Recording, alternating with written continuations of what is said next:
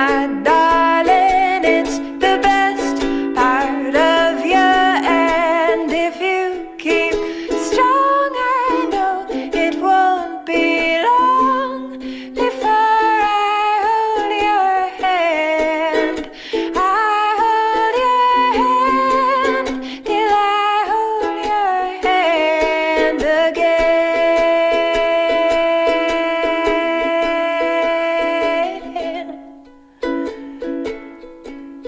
Till I hold your hand again.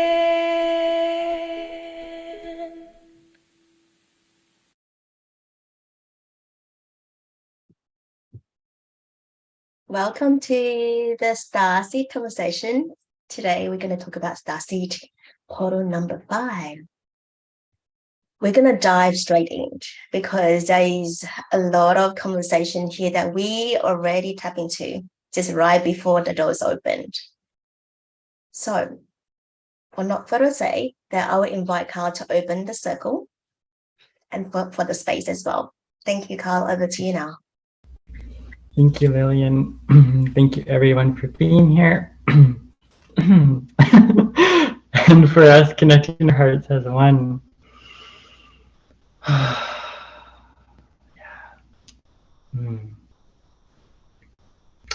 So just definitely bringing in the water element.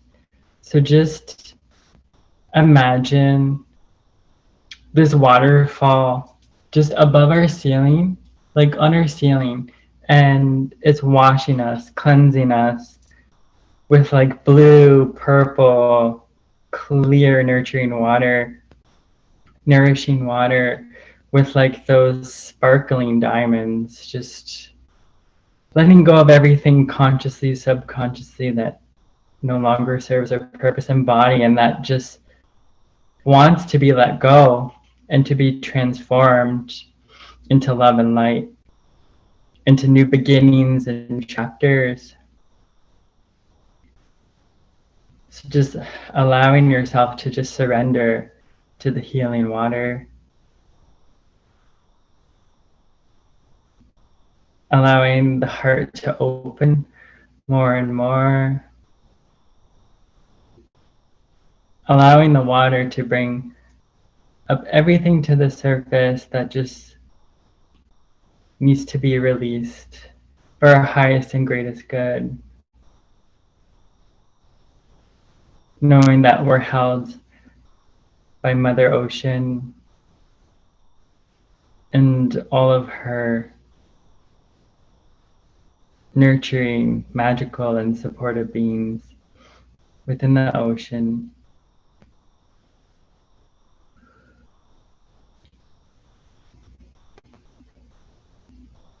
Just allowing our hearts to soften, allowing our hearts to melt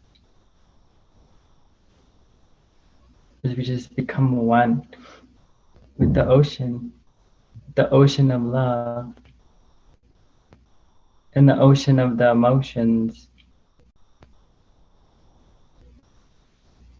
just cradling us, nurturing us, restoring us, and loving us.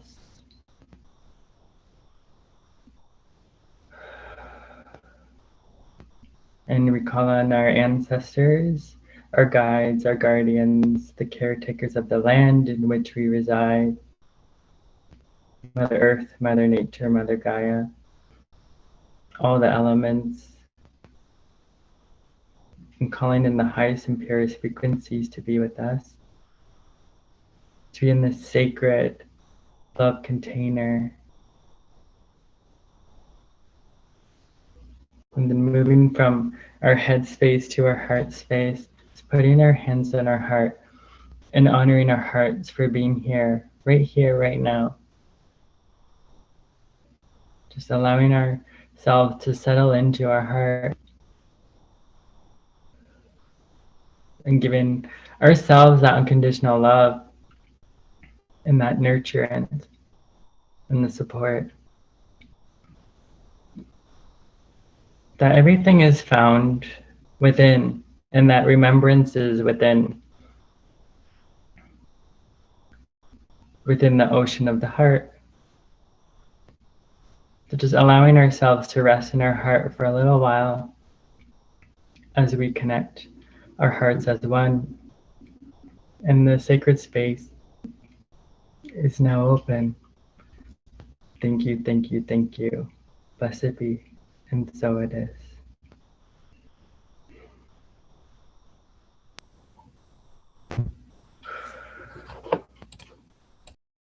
Thank you, Kyle.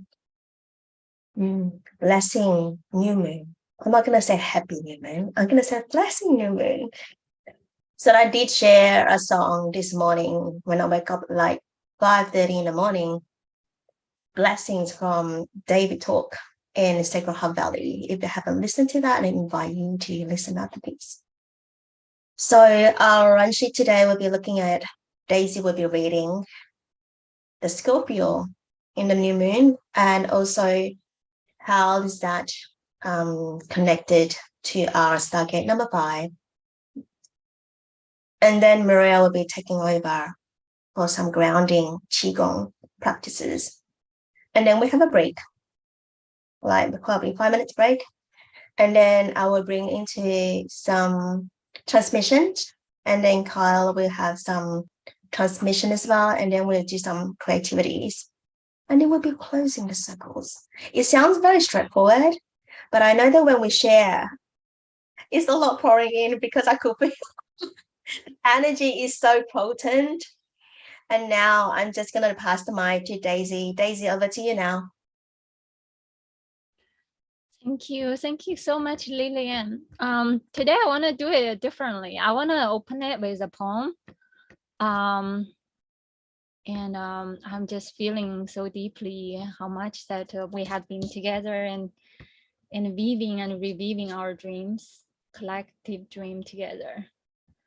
And this poem is very related to what we are doing right now, is to remember how to reconnect with ourselves, how to coming back to the love for the self. It's called Love After Love, by Derek Walcott. The time will come when with elation you will greet yourself, arriving at your own door, in your own mirror, and each will smile as the others welcome and say, sit here, eat. You will love again the stranger who was yourself. Give wine, give bread, give back your heart to itself, to the stranger who has loved you all your life, whom you ignored for another who knows you by heart. Take down the love letters from the bookshelf, the photographs, the desperate notes. Peel your image from the mirror. Sit, feast on your life.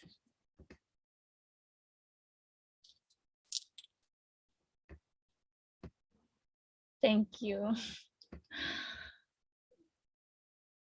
So this is how I feel the energy right now. Let me share some images. I was sharing with Lillian earlier about the energy of Venus, because it's very potent right now. Venus in conjunction with the South Node, with the Sun, with the Moon, and Venus just transferred from the morning star to the evening star, which is kind of like in a shifting time. It's like a direct separation from the light of the year to the dark of the year, from like pushing outward to coming back inward to this body, to the darkness, to that pure realm of goddess energy, embodied goddess energy, and which is our own body, our soul body. And which Venus does is to amplify this energy and pulsating pulse of the earth, which is the soul of the sun, which is kind of like remembering how do we fully embody our own soul. And I was like been meditating about this concept of the South Node, because like we all kind of know, like the South Node is like related to our past life trauma or our karmic patterns, and where we used to be, and which is like our home base, which where we're most comfortable with. And the North Node is where we are going. It's our like kind of like destiny. We want to go there, moving beyond this karmic pattern. But at the same time, we need to ask, what is the tide that made us not able to see beyond and competitively repeating, not able to bypass? Maybe there's still lesson there waiting for us to fully unravel. So that is this polarity that we are feeling into. And also there's thing about like the South Node and the North Node. The South Node is kind of like the dragon tail, just like our Merkaba body. It is a dragon body, the light body, and also the dragon body. And the dragon tail is where we need to listen and to the wisdom of our own dragon body and the tail. What is the last little bit we haven't fully mastered yet? And we need to look into that and then diving in deeper into that energy. So right now we're being called to tapping into that dragon tail, which is what we can also relate with the sign of Scorpio, which is the tail. And how do we position that tail? So let me share some pictures first. Give me 1 second.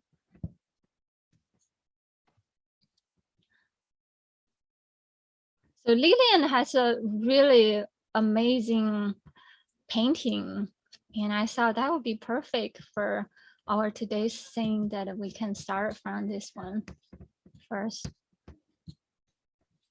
Do you want me to show now? Oh, it's okay. Can you guys see Oh, it? you got it. Oh, okay. Yeah. Thank you. Yeah, it's so perfect that you did this like called like this arrow. This is a whole thing about right now. This energy of the arrow, which is you can see it in the Scorpio, has that arrow, the tail, and the dragon tail, which is the South Node. And also, as you can tell, so there are two rulers of the Scorpio. One is Mars, and Mars has that arrow too. And the second ruler is Pluto, and which is kind of like the Scorpio energy of the deep still lake, which is also showing your light code, like the water elements, the lake, the deep inner, like the deep subconsciousness, and how we can fully diving in deeper and embody this part of the self, the deep lake water. And there's also another one that related to the arrow, which is our main thing today, about the initiator energy. So the initiator, the sword, initiator sword. So how do we position our direction of this initiative energy? It's just the same way with the Scorpio tail. How do we connect with this energy? So my understanding is that we just fully embody it. And like today we talk about the fifth dimension is in our solar plexus chakra. How do we connect with that and listen? And there's deep wisdom, as I was sharing earlier, that this embodiment of the goddess energy is also the fertile earth, the black earth, and black lilies, Inanna, and Demeter, Black Madonna. I think there's some more. Yeah, basically this Black Mother energy. How do we fully embodying it? And the circle is also like the dedication and connecting with Gaia Mama Earth, because the fifth dimension is about the fifth dimensional Terra Earth body. How do we fully embody that within our own body? And through this deeper dive of the connective with our own subconscious mind and our emotional body. So this is how we connect. And here's some pictures, the card, the initiator card, the sword. And for like every new moon, like it started with this polarity dance, the lunation, which is the new moon, and later on the illumination is the full moon, and become this new cycle of the polarity dance. With this polarity, our new moon energy is the initiator energy, and later on, 2 weeks later, it's gonna be the Taurus full moon. That's the Queen of Death. So right now we are going through this portal of this two energy. How do we just like connecting with this energy of both grounding and also letting go, release and ground, and diving in deeper into this subconscious mind and also the Samhain. This is the time the veil is really thin, and we can tap deeper into our own subconscious mind and just diving deep and see what is the potent energy that's calling us. And this one, you guys can see the Scorpio is about the transformative energy, and there's a beautiful like a crystal grid we can put together, like the Scorpio sign, as you can see the Scorpio tail instead of like pointing out. And I think this is a very good depiction. It's the energy is pointing inward. It's a self-initiative energy. It's not related to any other person. It's telling us to cut off the cord that's not related to our own internal initiative energy. And the tarot card that we're tapping into right now is the Strength card. So it's like, how do we tame our own soul body? How do we rise this energy within? So it's like the strength. It's all about this self-control, this internal control, and to tame the beast within, or tame the dragon within our own self. And the rune is called the Tivas. Tivas is this God consciousness, also called Tyr. The original meaning is represent the North Star. And it also calling this a sovereignty, the inner sovereignty, order of sovereignty, which is kind of like also about the grounding this energy, the sword, just like when the sword casting downward, you dedicate it to your own like earthly path, like this going thrusting downward energy, initiative, inner initiative energy. Yeah, so yeah, this is another picture I find is perfect. How do we just diving in deep, open up our emerald heart and our body, our soul body, and just diving deeper. I want to share, there's this Chinese character is called a Dan. The meaning is a elixir. This is the true Chinese like alchemist.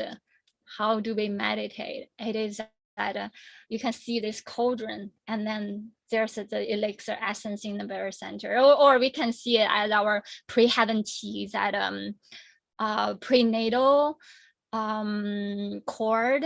How do we connect with the divine mother, and which is giving us a birth and continuously sustaining us on this earthly journey through meditating inward when connect with that oneness within. So this is all about that sword energy coming inward. It's no longer attached to anything outside ourselves. just purely nurture it inward. And this is also kind of related to the planetary work of indigenous medicine. How do we the ring dance? How do we able to do it? Because usually, according to my understanding, is that you find there's certain potent portals at Earth, and usually it's not by the side of the continent. It usually is in the center. You find the place almost like in your own body, in your solar plexus, in your dantian area, which is around your navel area, navel chakra area, and you connect with that energy within, and you nurture this inner elixir, and then it just all just happen. It's like you open up that toroidal field with heaven and earth and coming inward with oneness. Hold on, let me go back.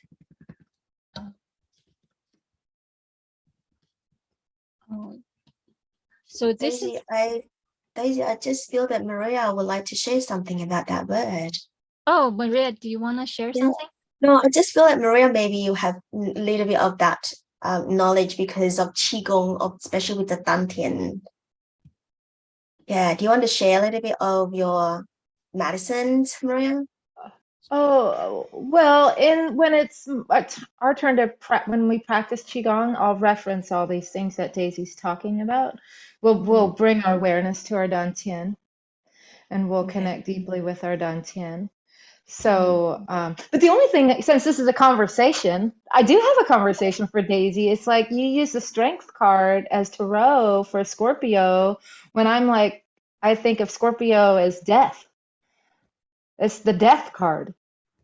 Right. And so I'm curious, how did you bring strength into, I mean, I understand we're conquering our beast, but what am I missing about the astrological moment for the strength card? Because I almost think that that's like a goddess. That's a goddess card. But I guess I don't imagine strength card as being one of the dark goddesses. So I'm just so curious about, you brought that card in. How did she arrive here with the initiator and Scorpio?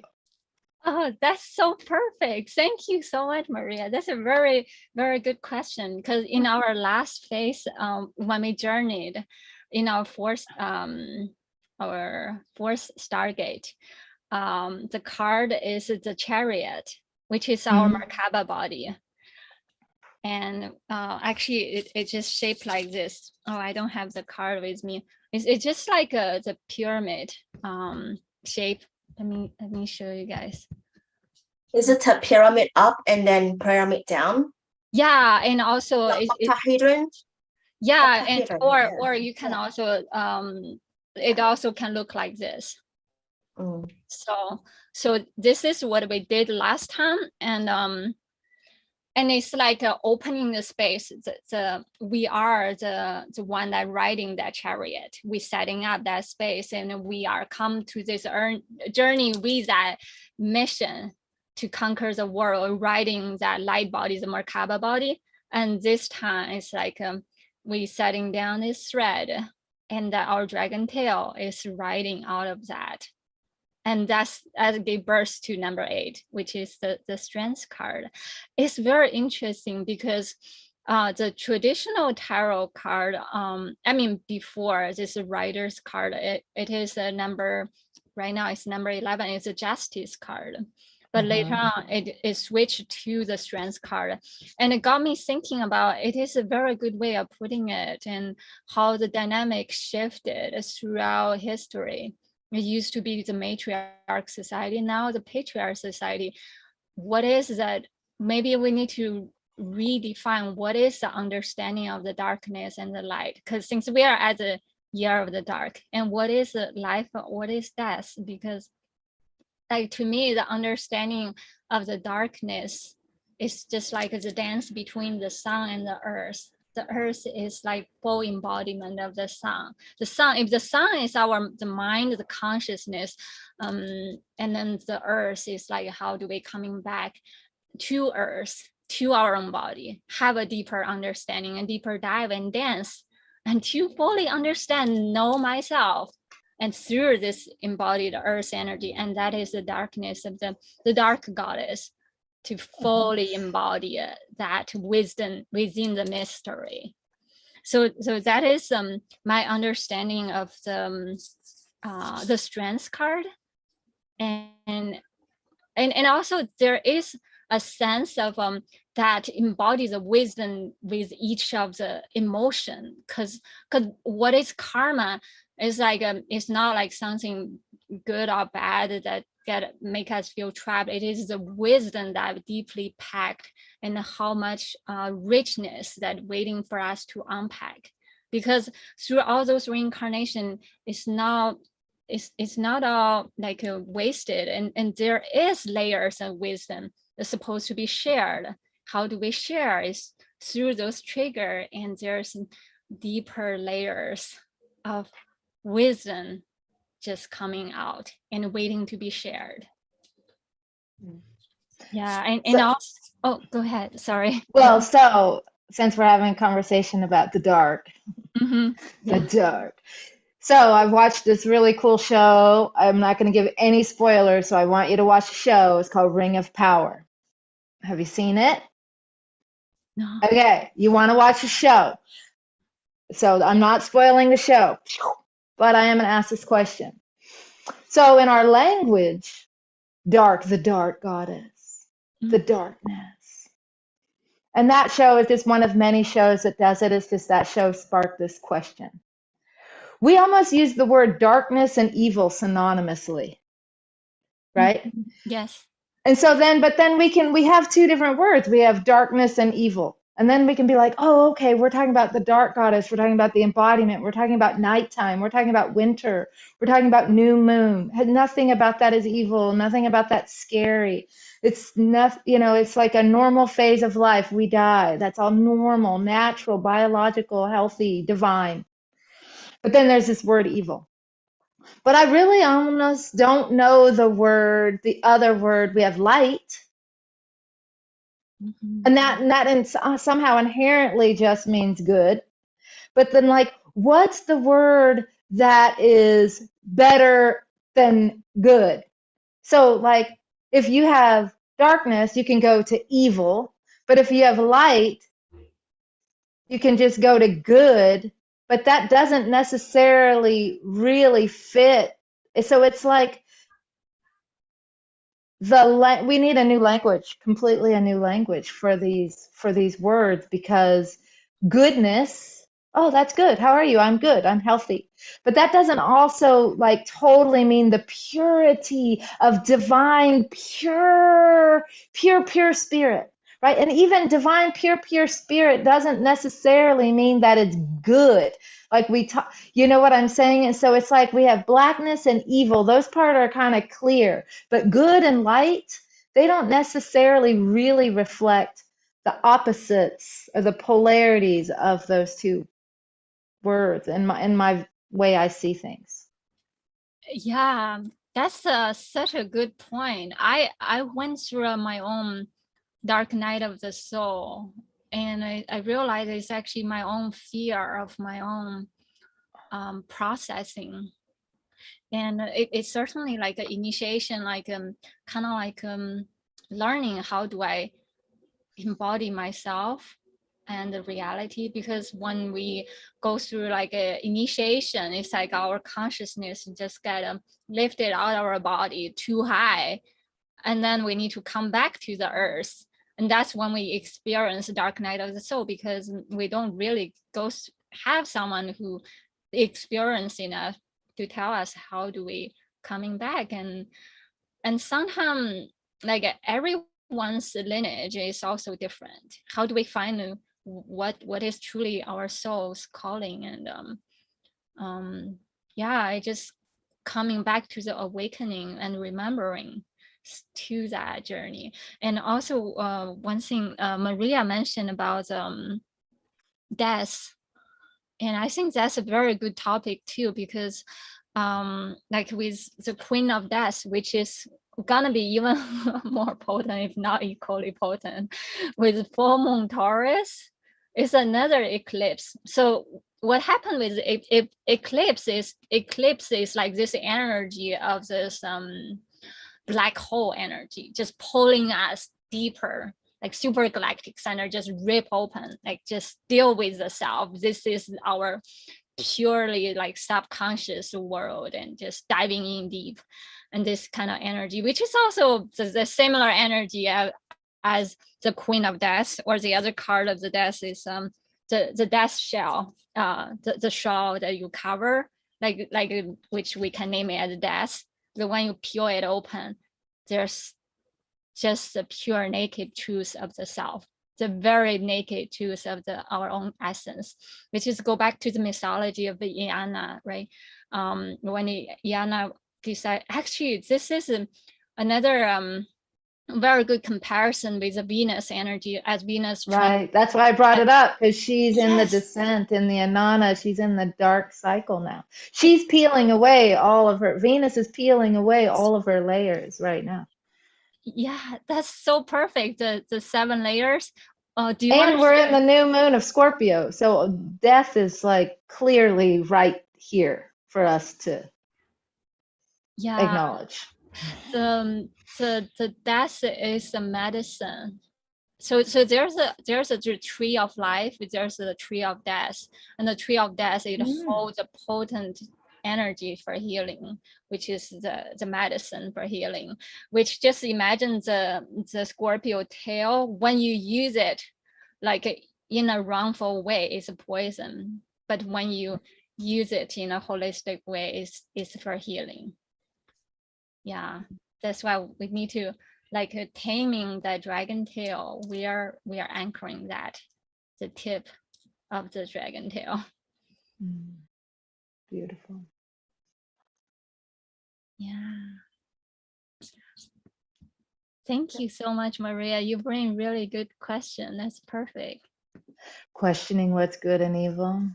There needs to be a better word than good to really describe the purity, because it's not an equal opposite to evil. I mean, love, there's maybe love. Yeah, so I guess we can use the word trigger, because everyone's definition of the heaven and hell is all different. So You would call trigger as good, divine, good? I mean, sure doesn't. When you think about these like epic stories, you've got the Jedis and you've got the Lord of the Rings, and you have these epic stories, Christ and and the Satan, and you have all these epic stories. They are like in battle, and we're really talking about how we're not in battle with the dark, like the story we're talking about, the darkness. We're not seeing the full moon or the daytime destroying the nighttime, and then the nighttime killing the day. We don't see it like that. We just see it as creating harmony. Oh, wow. Thank you for bringing this up. Yeah, that's another way of seeing it, the eclipse energy, because in different traditions see it differently. In some tradition, they say that the moon or the sun got eaten by the wolf or by the beast. But in other tradition, I think in Celtic tradition, I think it's the sun and the moon making love. Yeah, they're partners. Yeah. They're constantly dancing together. Yeah. Yeah, or like in Iana, is that she decided to embodying with her other half and just peeling off the layers and become the fullness within the dark. I think what makes Dark Night of the Soul so hard, at least in my own experience, is that when I'm in a dark night of the soul, oftentimes it tends to last a little while. I haven't been in one fully in a little while, but what it makes it feel so hard is not the emotions of what's happening, but it's as if my guides I know you're always connected, but in a dark night of the soul, it doesn't feel as if you have actual access to all it's as if the world or the universe or the higher powers are holding you, but they're not making themselves available They're like the initiator sword. She's not wavering and lending you. She's not the goddess of compassion that lends a hand and forgives, or they're just holding you and not interfering at all. Right. Whereas like when you're in the flow and you have your guides and stuff and you're like, do, and they're like going, oh, turn left. Oh, turn right. Oh, we got your back. Like they're with you and guiding you. Dark Night of the Soul to me feels like they're there, but they're not, they're silent. Yeah, this is so perfect. Yeah, talking about the way how you describe it. Because it is nobody else. It's the self. Come to realization is always the self, but different levels of awakening and remembrance. There's different levels of higher self. And then this come back to the different phases of Scorpio. And thank you for bringing this up. Like Scorpio goes through 3 phases. The first phase is like just grasping, like holding on too tight because the fear of the death, the fear of letting go of everything and belief system and everything. And that's the Scorpio, the intensity, just like the deep lake, but also it's so deep, like how to say this, physical intensity into the bone marrow, that kind of intensity. And then once you fully grasp hold of this intensity, and then you learn how to transform out of it, because that Scorpio energy is about the transformation. And then once you transform it, taking it off is as an ego phase, like the big flying ego, because you're so strong, you're able to take a hold from the deep depths, abyss of that. And also with the Black Mother energy, just you go down like Black Lilith, you're going down so deep, like 1,000 feet beneath the feet, and into the deep dark lake. And then you're taking off. And then once you're taking on higher and higher, you become soften and soften into oneness. And then you become the pigeon, the dove. That reminds me, the last time we were here, I think I did the white crane. I don't know if you remember, at least I know for sure Daisy and I, we just did it recently again, but that's exactly the path that we took, how we went into the sky, and then we went into the earth, and we went back into the sky, and then deeper into the earth, and higher in the sky, and then deeper in the earth. We did that pathway like multiple times.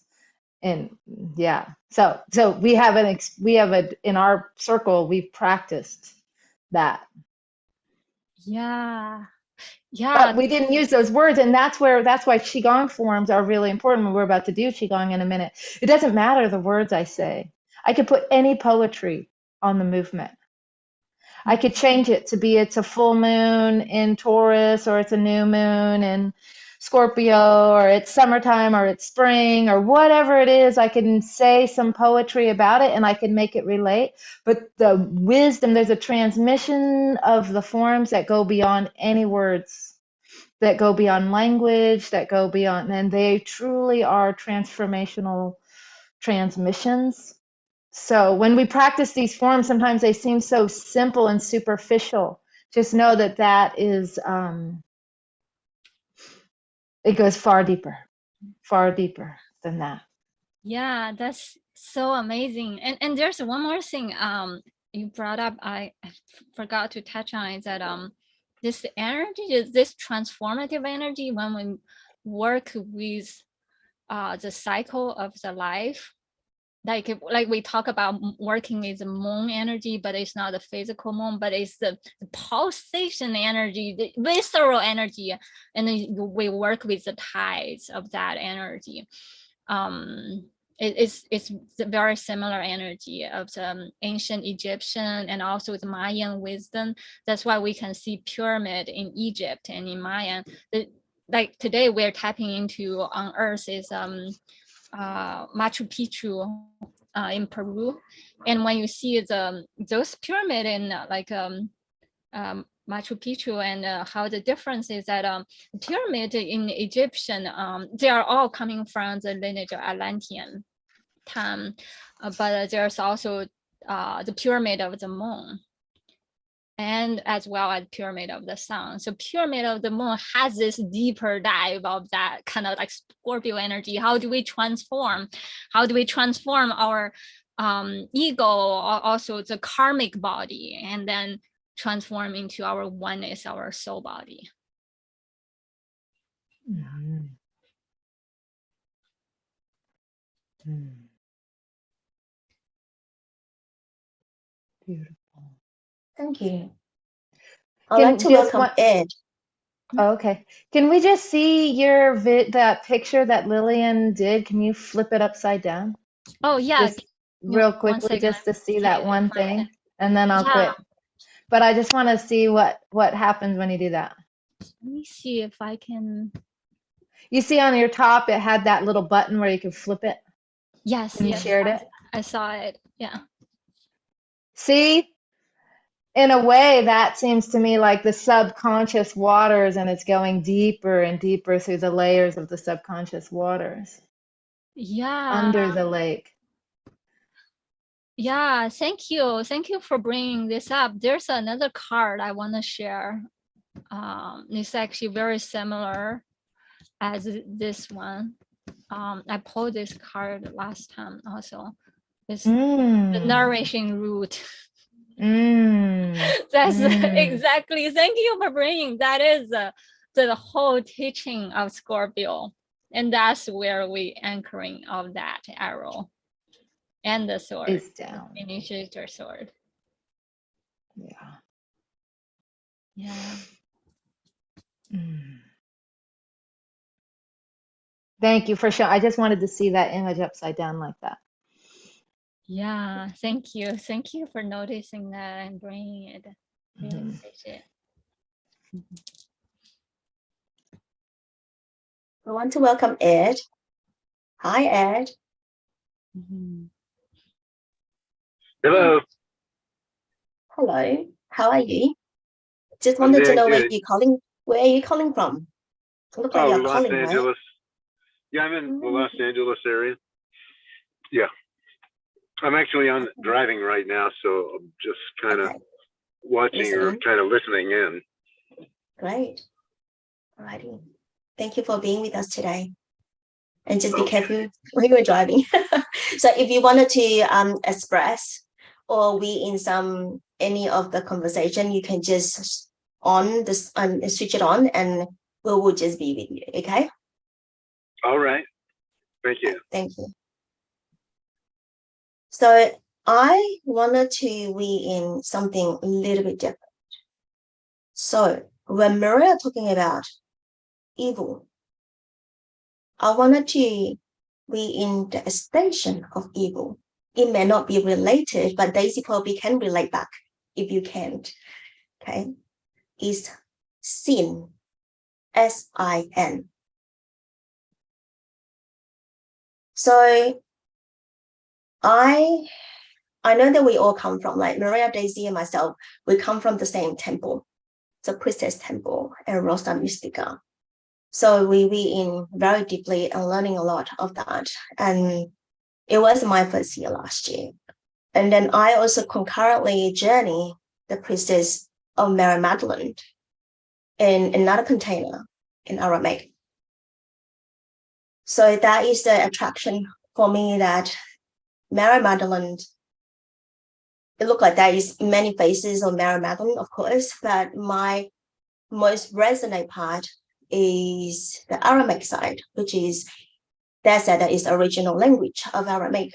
So the Aramaic word for sin is Kheta. So Kheetha. So I have some sort of like wording in front of me that I wanted to read as well, and for you to feel into it, because it's very different teaching.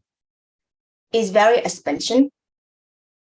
So it said that the meaning of sin is becoming disconnected from the state of being present.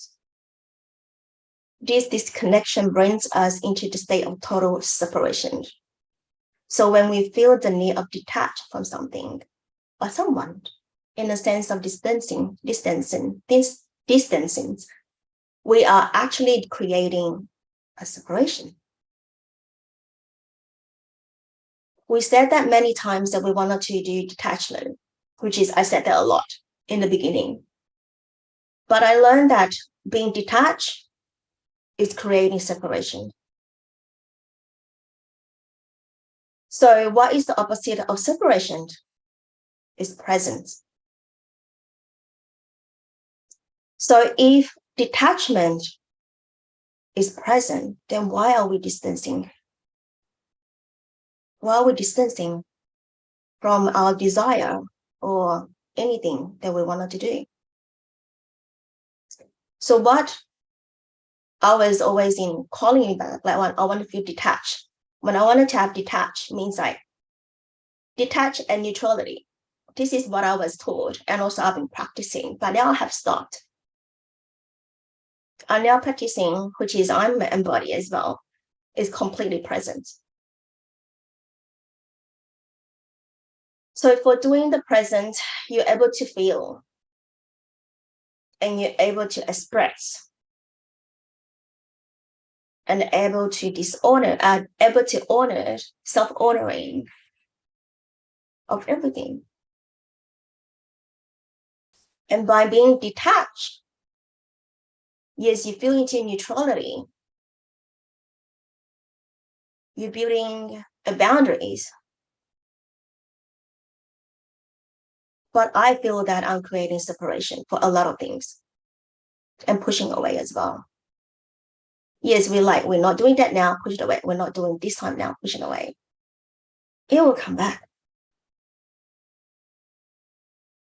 By being present and being, and that is in the void, as what is the queen of death. And I fell into in the void, and I actually love to be in the void because of resetting, refocusing. And whatever you feel that you are leaking, that is the time to check in and by be present and not detach. You cannot separate. We cannot separate from each other.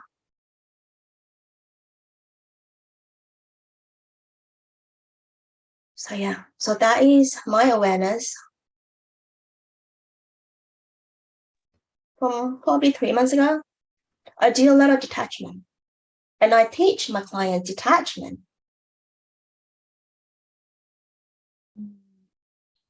No longer detachment. We don't want to create separation. We want to connect unity and bring them together, the journey together, by being present through our body and girl. So that is my piece of wisdom. Daisy, I know you have a lot of things on the spit down now. Yeah, thank you so much.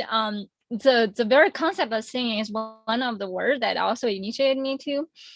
So I think I learned the original meaning of sing. It means miss the mark. So it's like that one single dot, just like picturing an our toroidal field, and that's one single dot entering into that void, into that cosmic womb, or in physics it's called singularity. When we fully surrender and just diving into that, that's one singularity, and that's one single dot that connects us from the heaven and the earth, and connecting with our soul with that oneness, that place purely surrender. And when we are singing, it's like we drifted off our path. We no longer remembering our source, where our soul coming from. Yeah. Thank you. Thank you for bringing that up. Thank you. Yeah, when I saw the word done, it looked like in the void. I know the word meaning, but that is the original of done, because it's different. The one that showed on the bottom on your explanation elixir, that word is the simplified word of done. That word is sort of like that choreography of that symbol. We call it as a symbol now. And I just thought that, oh, that looked like sin. When you are sinful, you're in the jail. That you're in the box. I was like, no, that is not what sin means. So that's it. My learning from my Aramaic teacher. And it's just sin is not sinful. It's not scary. So yeah, it's just simply separation from soul. So we come back. So you're not creating separation. Yeah. Sinful is creating separation. That is all. It's not scary. You do nothing wrong. So yeah. How many times that I remember this one, I say, whenever I go to church, this is little, right? You need to kneel down and pray because you are sinful. What did I do wrong? What did I do wrong? I didn't do anything wrong. You just pray, just say sorry, forgive. And I was like, what did I do wrong? By not knowing, you really can't be present. And you create separations, truly. So yeah, I remember that. I do nothing wrong. I'm not sinful. So yeah. Yeah. This is beautiful because separation is like cutting somebody off, right? Here's the sword. Yeah. That's what the initiator cuts off what no longer needs. And that's what the initiator does, right? At the same time, just to play on words, because I'm just always exploring words. I love how you're saying presence, is union.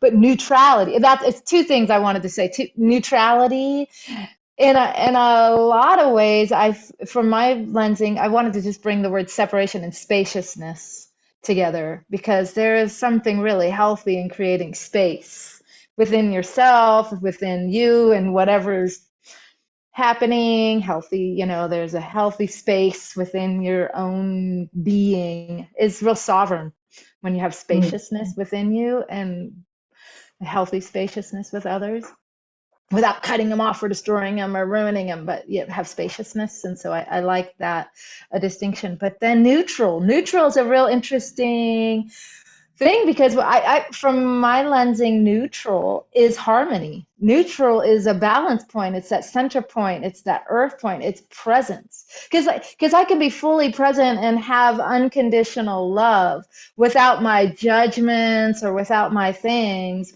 And so it's an interesting play on words, what neutral might mean to us. Because when I think of neutral, when I'm in a true neutral state, I personally feel in communion.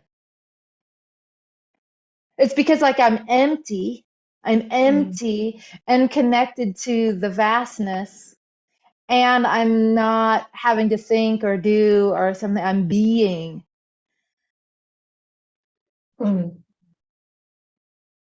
So feeling to your meaning of neutrality. So when you feel neutrality, which is I feeling to now, you're receiving. And all the cells open up and receive. Like you can smell. Yeah. You can smell the flowers, just receiving all of that medicine. Yeah. That's the neutrality. Yeah, and also that open. Yeah. And there's also that playing the word empty presence.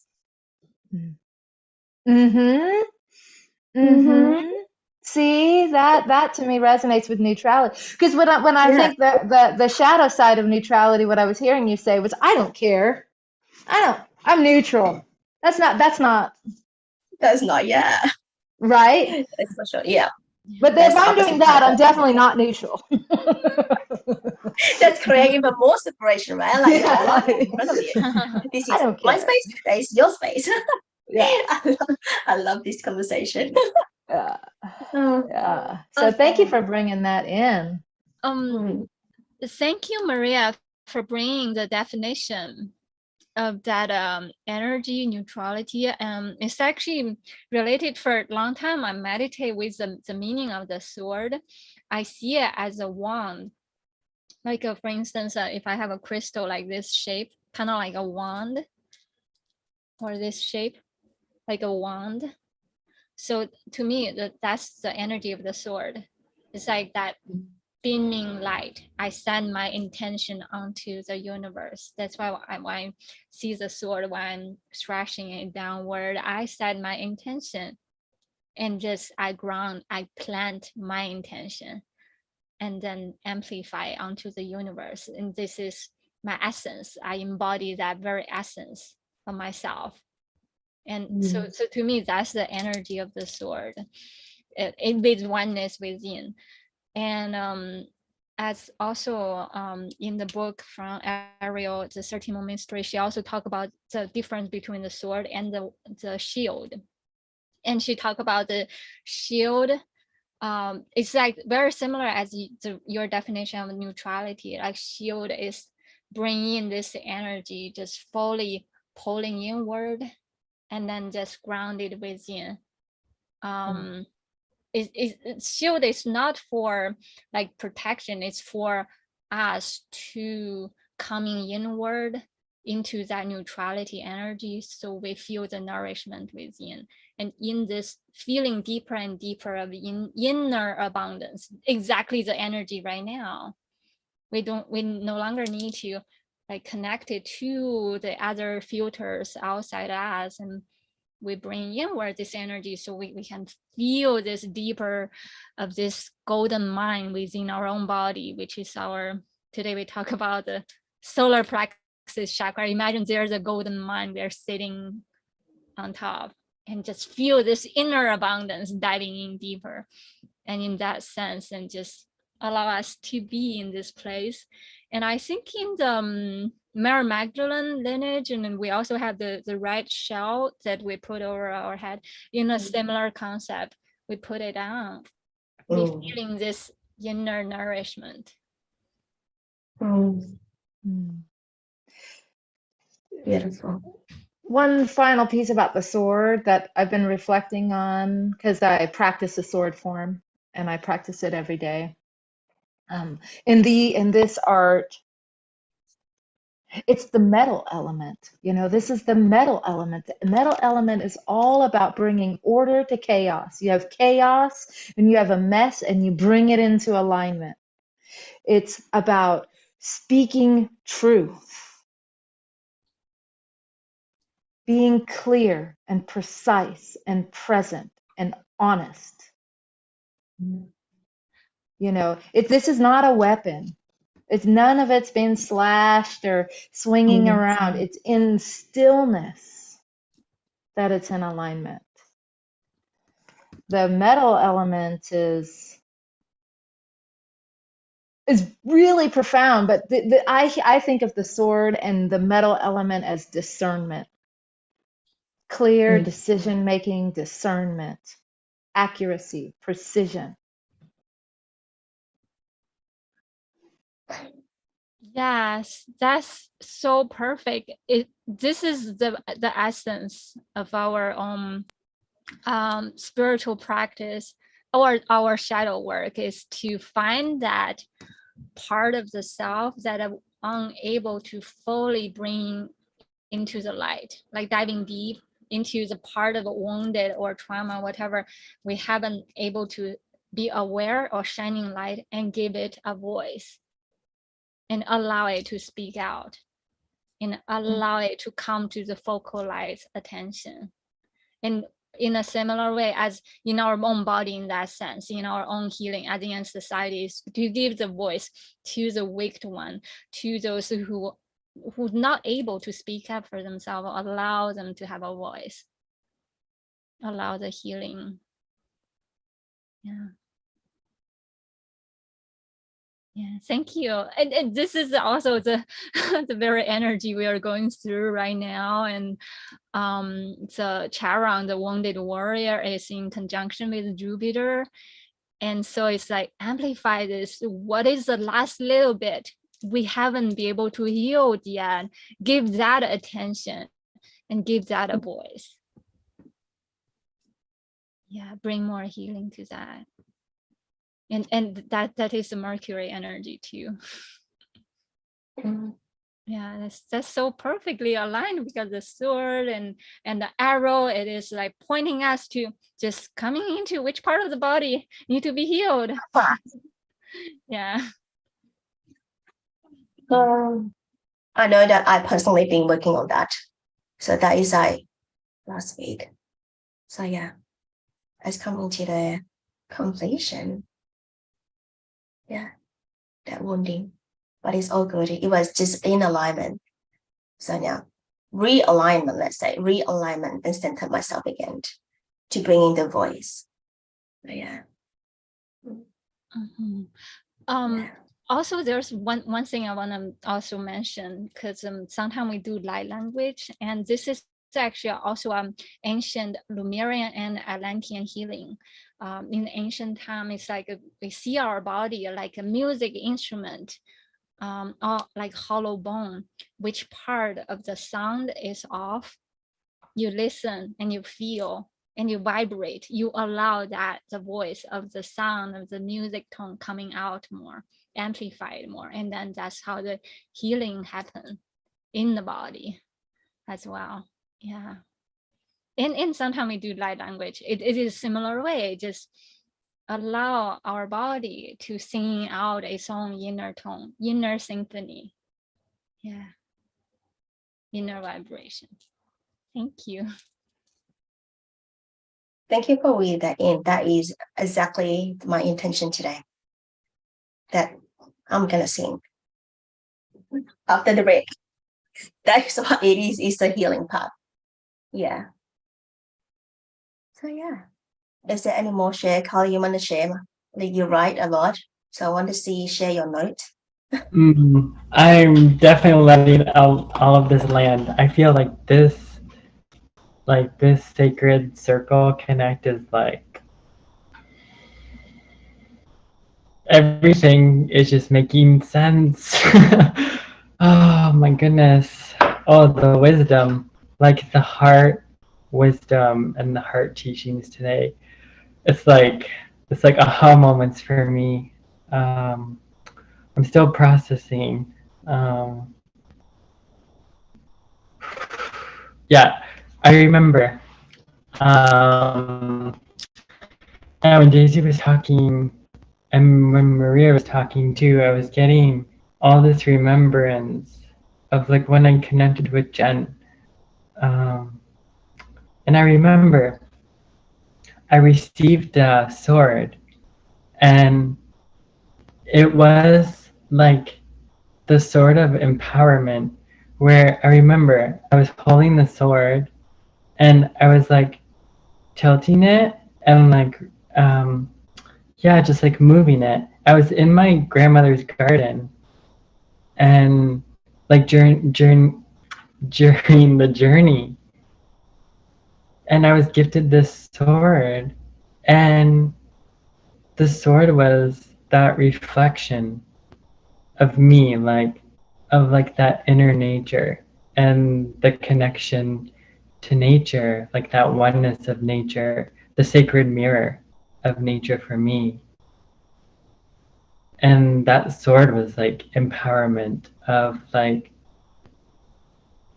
claiming like my, it was like a symbol of like claiming my truth and my path and like my heart path and like my heart service for like Mother Gaia and the world.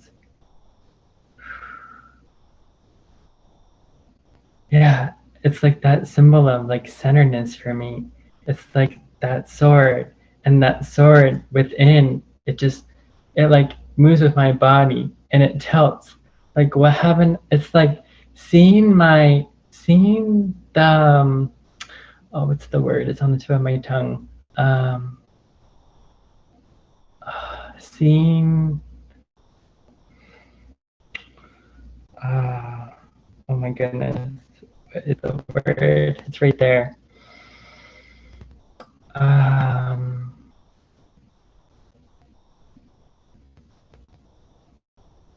Blind spots, like looking at it like that sacred mirror just like shines that beam of like light, of like It's like, Kyle, look at this. Like, look at this deeper. Look at this deeper for even remembrance. And my whole journey with the Sacred Heart Valley since February has been about remembrance. And this past week has been phenomenal, which like I'll go into depth more like later. But it's just like that sacred mirror within, like not afraid to like look within and to retrieve like the treasures within, as being like that embodiment of nature. And this last week I literally became the element of water and still am the element of water. So I'm like just bringing in my whole process later of like that empowerment that I've gained and still gaining, but went so deep this week. So yeah, it's just so beautiful. Like all your like life experiences and like heart wisdom and like journey with the priestess with like all three of you goddesses and like the rose mystica, like that's like I admire you all. Like I'm just starting on the journey with like the goddesses, like being initiated into the goddesses, and it's been absolutely amazing and magical and like real and healing and with the gods too, but it's like more of the goddesses because like that feminine nurturance which I've always like been a part of more, and then now like fully stepping into like the masculine for like taking action, whereas before for me action was just creating and drawing and painting, but now it's just so much more as like embodying that pillar of the masculine to support the feminine, to nurture her and just to be. It's absolutely amazing. So thank you all so much. It's truly a blessing and a gift to be in all your presence and to fully experience all that's landing and like to be seen, witnessed, heard, and just like our hearts connecting as one. It's just words can't even describe the deep gratitude. Everything has led me to this journey, like right here, right now, with all of you. So yeah, it's just, yeah. Thank you. Thank you. Oh my goodness. Yes. Whew. Thank you so much, Kyle, for your beautiful share. I always resonate. There's so many levels when you share.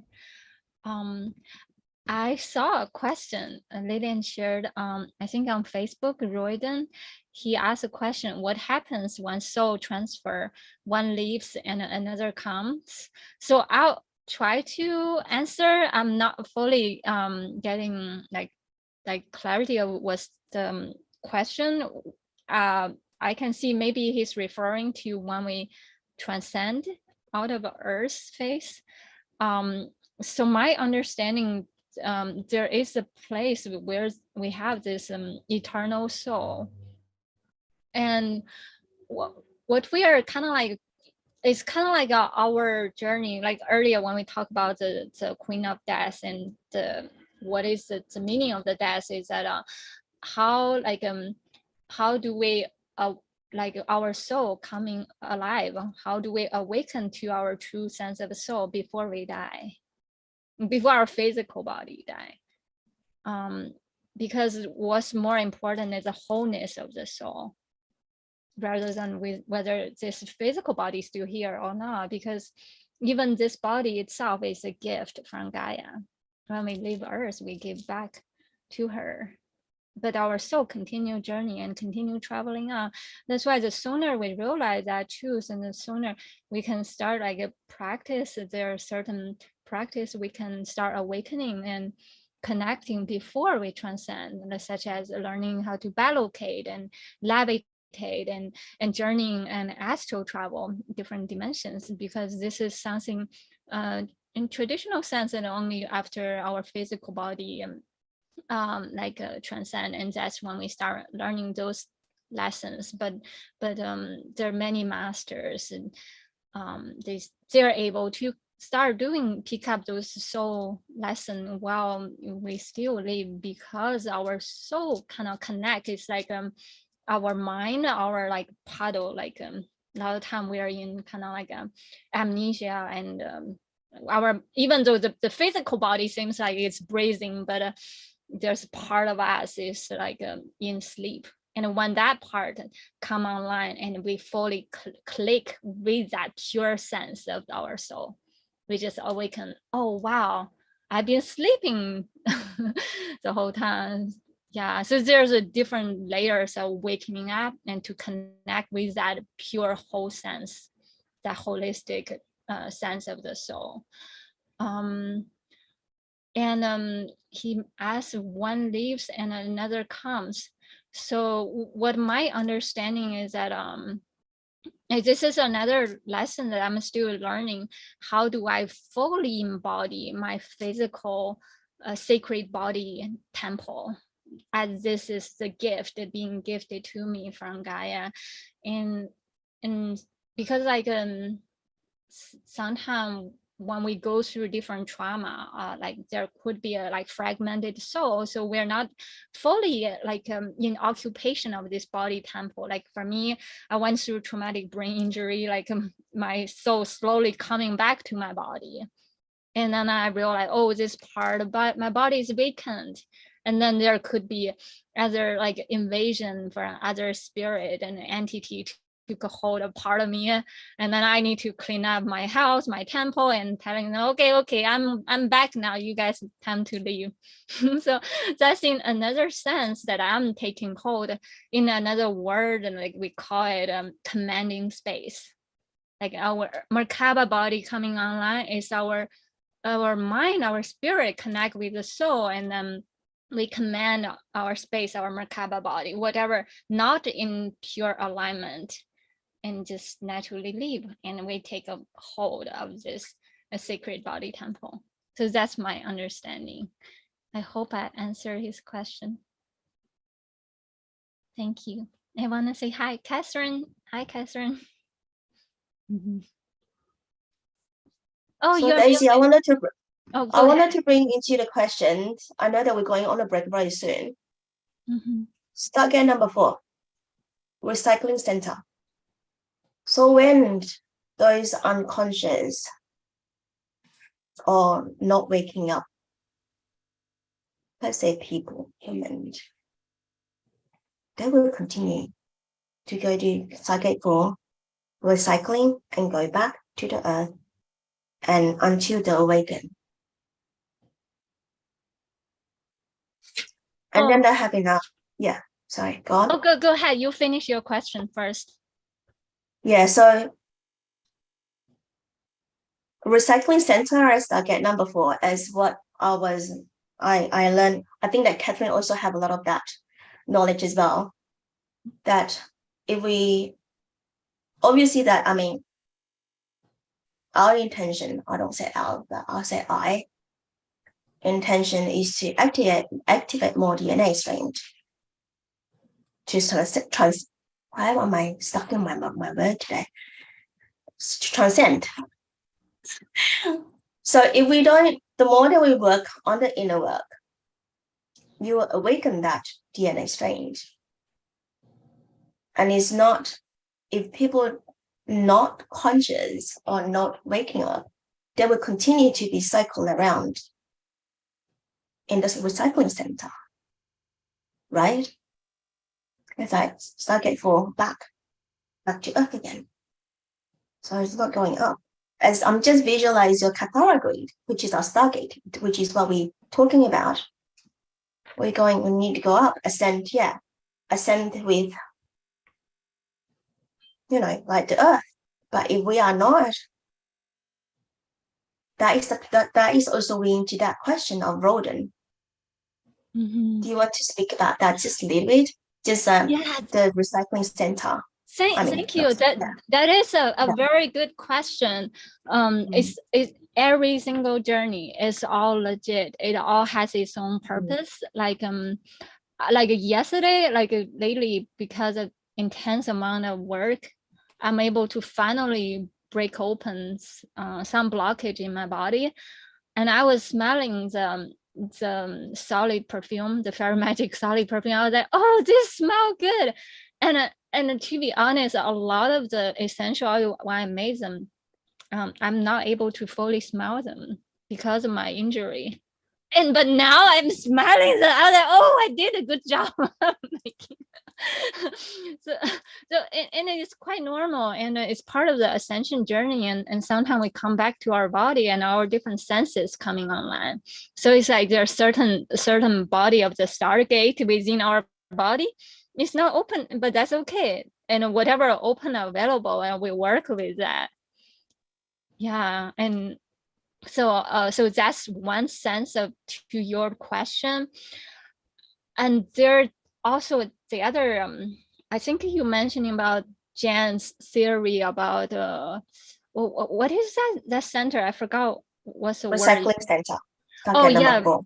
recycling center. There's another word is the underworld. That my understanding is that it's where soul, when they go through deep trauma like fragmentation, and they need to go through rehabilitation, and that's why like in different realm it happened for a reason, for soul to go through process.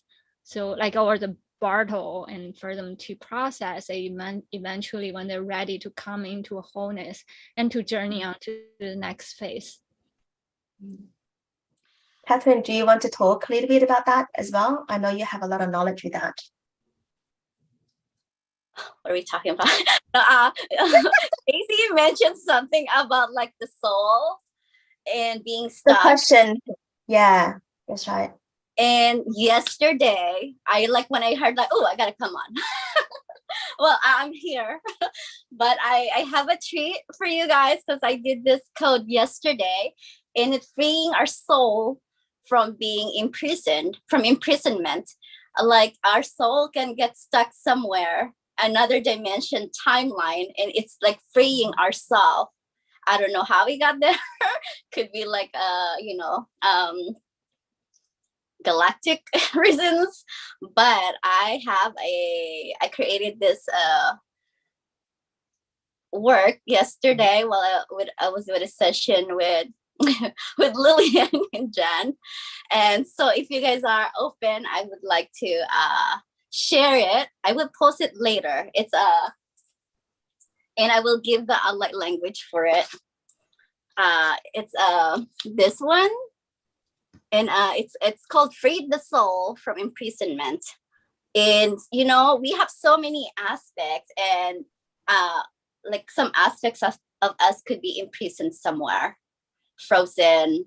And you were just retrieving those aspects, pieces, fractals. Yeah. So if you guys are open to it, and so we can feel more like one with ourselves, connect with our highest selves, and we can feel complete. This is the, I will post it later, and I will bring the light language now. If you want, I can do it later, whatever you prefer. And so this is just want to make sure you get everything there. And this is like if you can see this, there's you can't see the man right in the middle, or the being. It's like has many like doors, you know, like many rooms. It's stuck, it can't get out. So now it's like freeing itself from all this, like, I don't know, mazes, or like being stuck in many like boxes, you know, or many like rooms, like a room inside a room inside a room inside a room, like, you know, unable to get out. So this is like freeing you, freeing your soul, your aspects of you, retrieving it back. So I will bring the light language now if you would like it. Yes? Okay. Hushinoro Kunokoro Hiana Kara Sharana Karakata Shukro Turu Turu Turu Turu Turu Turu Turu Turu Turu Turu Turu Turu Turu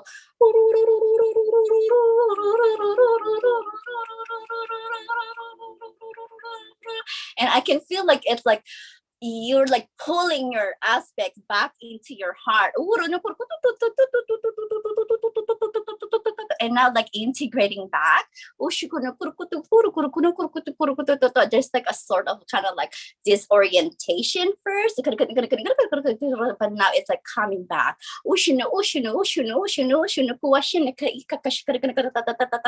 and this could be your galactic aspect of yours, galactic soul, or like or could be like a past life or could be like something that got stuck in the bardo. So we're gonna bring that intention also removing ourselves from the bardos, those aspects of us.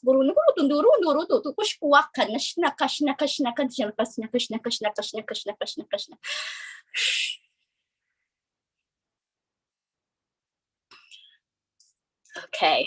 I hope you received that. Let me know how you guys felt with this. It's been amplified by someone. So I will post it later in the light language connected to it. Thank Thank you, you, Catherine. Catherine. That's so playful. Oh, yeah. It has like a dragonfly, a leaf that looks like a heart, and a flower. So these are like galactic stuff, like not just like from here, like they are like available in other galaxies, constellations. And yeah, it's a your soul will know. And yeah, it's bringing you back to harmony with yourself and balancing yourself and connecting yourself, with your aspects of you that you have lost. And those elements coming back.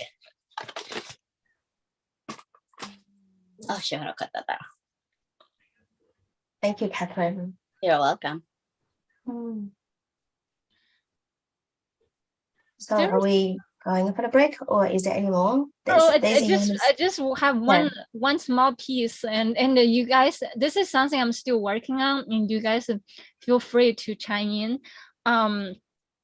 There's some reverse code in the past, like Atlantean time, like the crystal technology. I think Lillian shared before, and I was doing my research yesterday. I realized that there is some kind of dark magic with the practice. Whatever in past lifetime, there's a possibility we lock our soul in the crystal and then unable to bring it back. In this lifetime, we're supposed to work with certain trigger, and through working with the trigger and retrieve that part of the soul, and rememberings come back too. Yeah.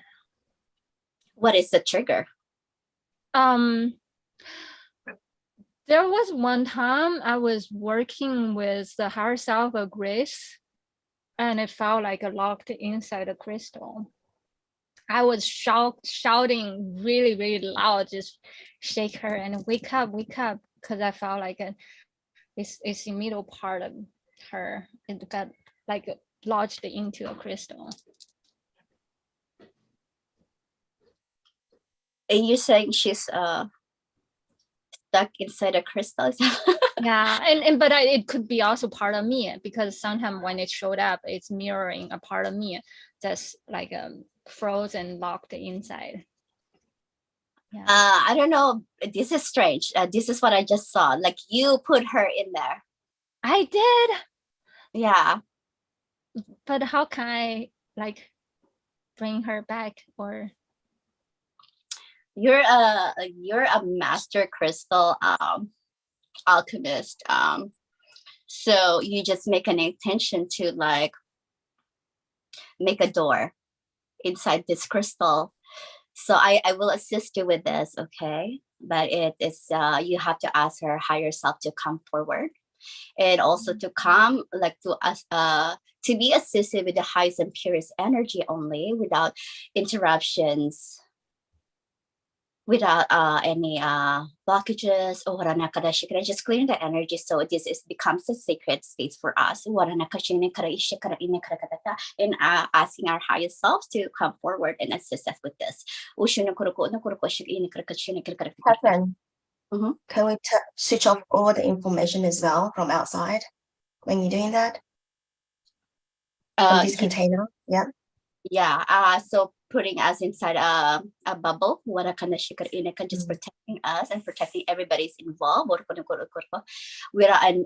getting rid of any false guides, imposters. Okay, and asking Daisy's your higher self and Grace's higher self to come forward.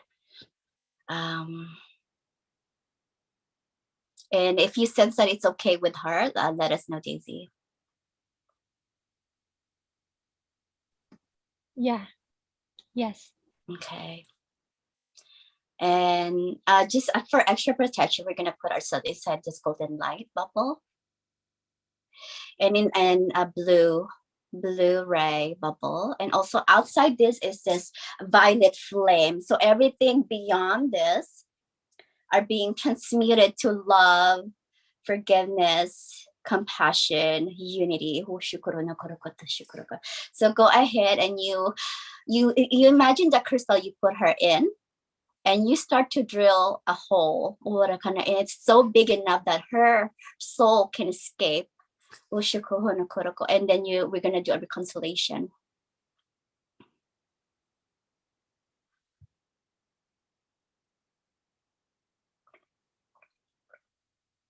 I heard part of my spine just popped. Okay. And once she is able to get out of this crystal prison, really,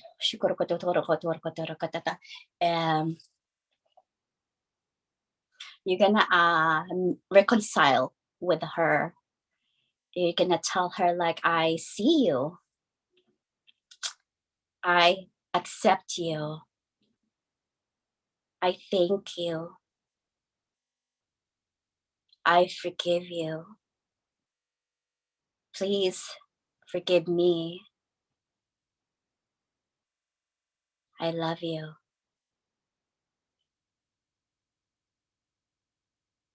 Her higher self is right in front of you and telling you, Daisy, I see you, I accept you as well, I thank you for playing this role for me, and I forgive you. Please forgive me as well, and I love you. You're gonna see each other, passing each other as ghosts.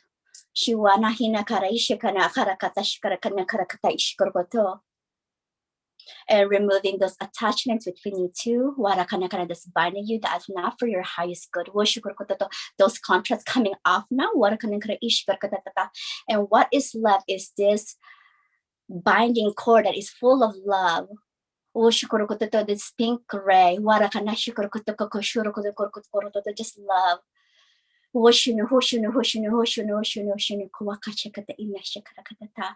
And you even want to bring whatever like rays of colors you want there in this binding cord that you have, this new one that is just you want to connect with her with this energy, and you can mention it and you can just think of it if you want to.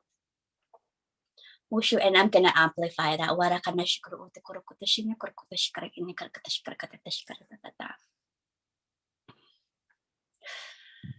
And let me know how you are feeling.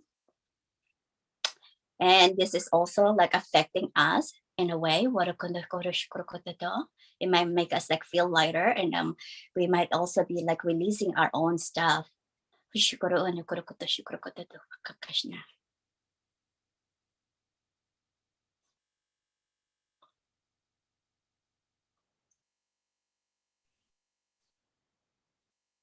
I feel like there's some passageway opening up, but there's still something like something like frozen shield Frozen.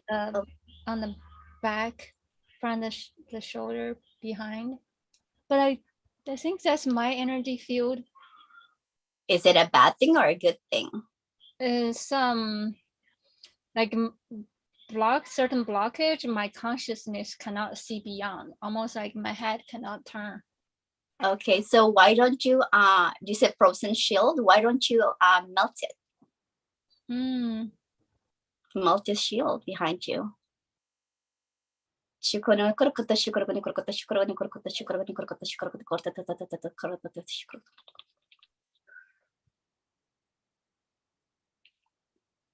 How does it feel now? Felt like a lot of ice. Need to make more fire. Need to make more Bring fire. your dragon and fire and blow fire at it, blow flames at it. We are very powerful. We are our own alchemist.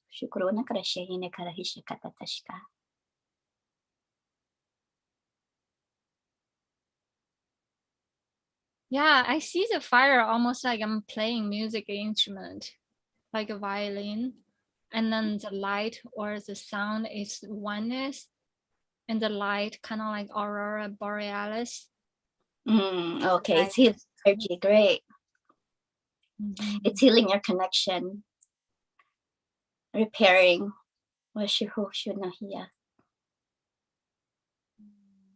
And I'm sitting on top of frozen ice, like kind of like a winter or Antarctica or the pole.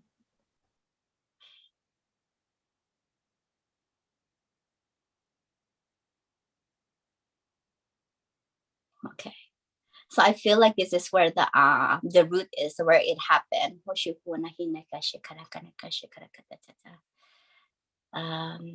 So great. It's like you're tapping into your Akashic records and you're able to see.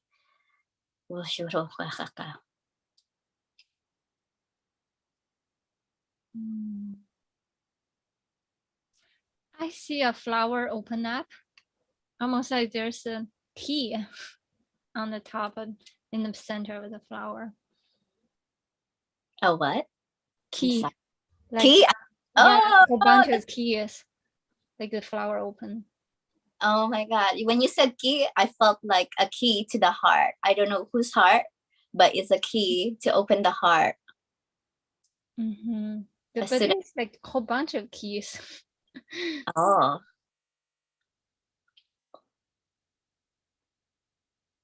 I feel like you hold keys for a lot of things. I'm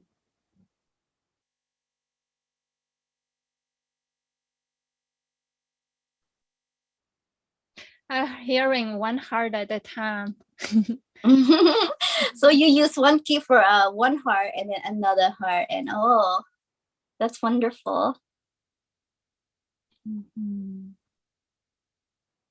You have these gifts to open the heart in others, and including yours.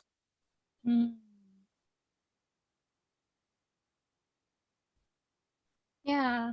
Is it like like Tinkerbell, a fairy? Yeah. Carry a basket and just flying, gliding in a little forest. And just like the fairy dust you sprinkle, but in another metaphor, like the key. You're like awaken, like through the fairy dust and awaken the past. Yeah. As she's flying. Great. So how is your connection with Grace now? I feel like she's holding the basket together with me. She's another Tinkerbell. So you guys are doing this magical work together, sprinkling things, fairy dust, flying together like friends, like sisters, together. You like, yeah, that's great. Great job, Daisy. Thank you. That's beautiful. Thank you so much for your help. Really appreciate it. You're welcome. Thank you. I'm also seeing Kyle said, thank you, Catherine. Very emotional. Absolutely beautiful. You're welcome, Kyle.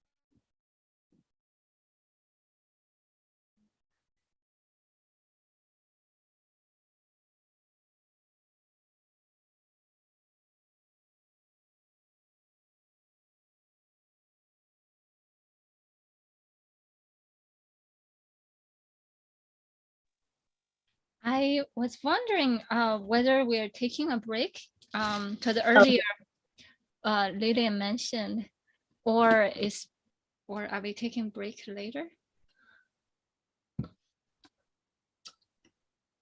No, we're taking a break now, and then come back in like, Maria, 5 minutes or 10 minutes? What do you want?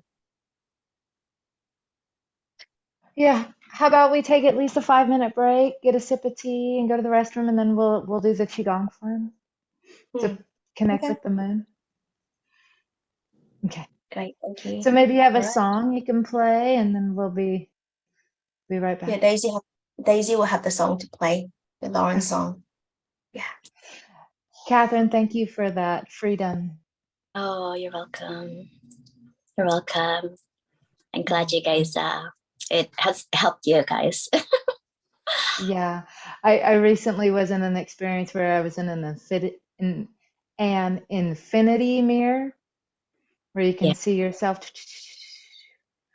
And so for a moment I was like, oh, are those traps? You know, like in my vision when I was in it, it didn't feel like a trap. It felt like my lineage. But then you mentioned imprisonment, and I was like, oh.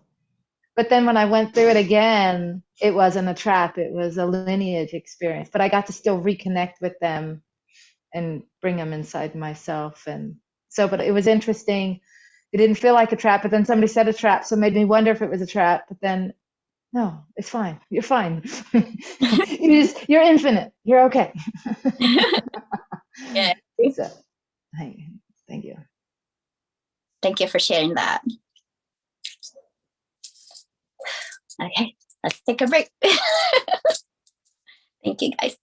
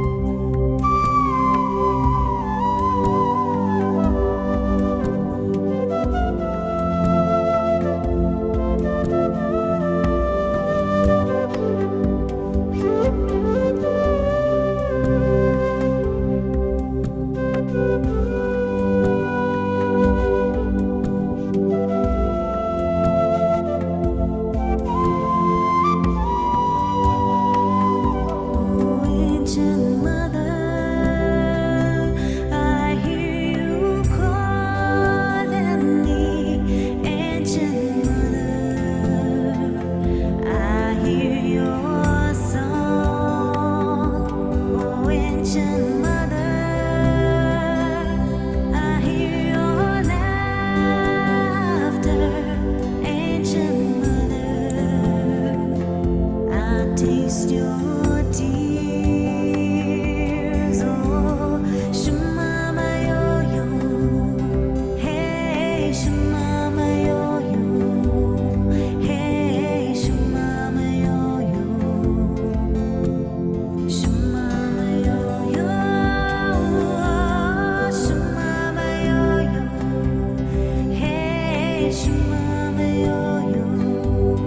Hey, Shemama yo-yo.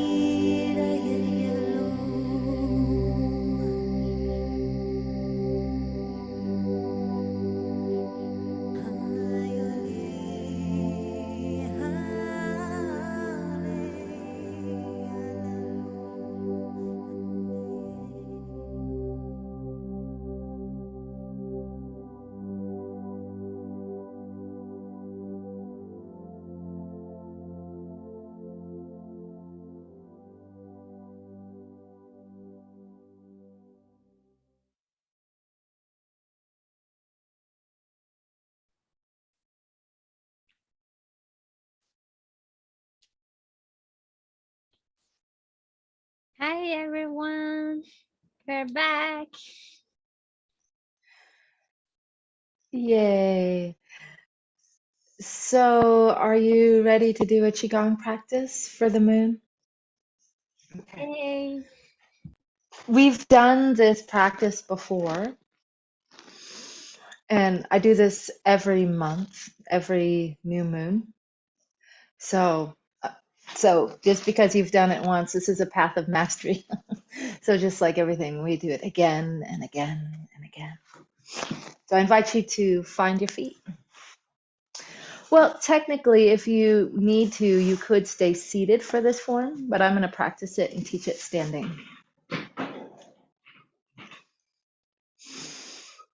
I'm gonna do the seating version so people can say see the seating version and the standing version. Okay, perfect. I invite you to find where it's comfortable for you to be. Bring your awareness to your breath, dropping inside your body.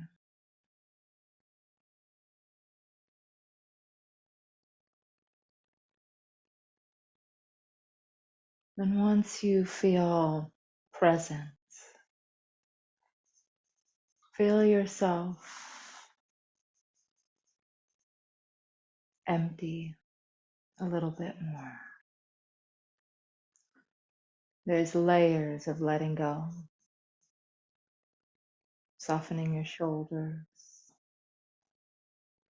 palms of your hands, your hips, your legs. And I'm going to give a humble bow, emptying my cup.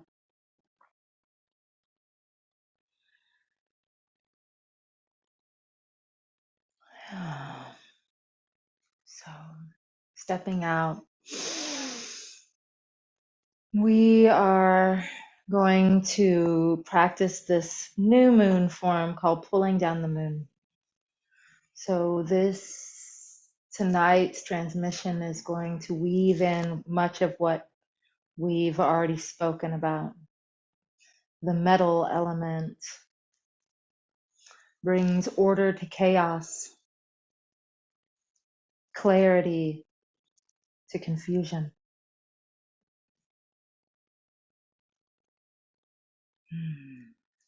So as you are feeling your feet anchored on the earth, feeling your sits bones anchored, feeling the top of your body soft and light,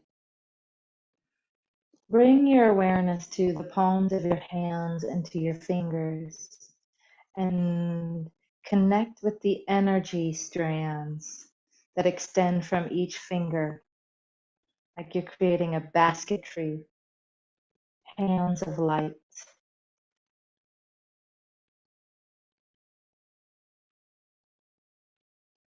This form has three parts.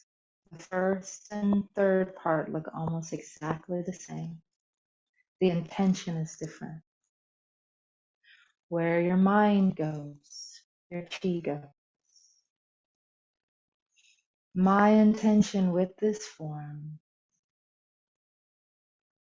is to connect with much of the wisdom that's been shared, that wounded part of ourselves that hasn't fully been healed, that lost part of ourselves that hasn't fully been found, the sleeping part of ourselves that isn't fully awake.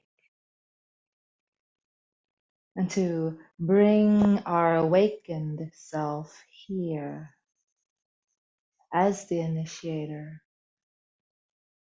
with compassion and love to awaken you and to receive the wisdom held within your body and receive the wisdom from the moon and from the dark. So with that, let's inhale. As you inhale, your hands rise and your body sinks. As you exhale, your hands lower, your body rises. That's simple. Inhale. Your hands of light are like the metal element combing through your energy body, establishing order, organization, refinement at your own pace and rhythm. Organize your internal landscape with fingers of light.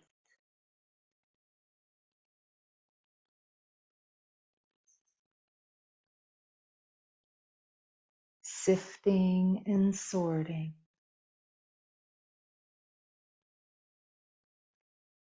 organizing.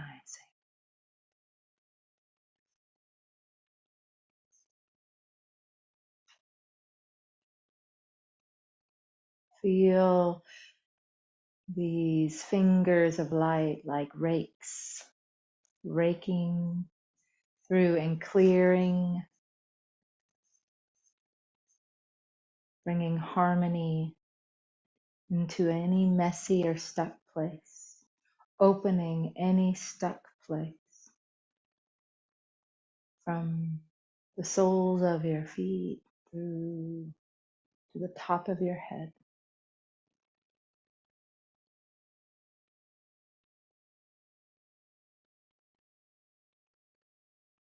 One more time.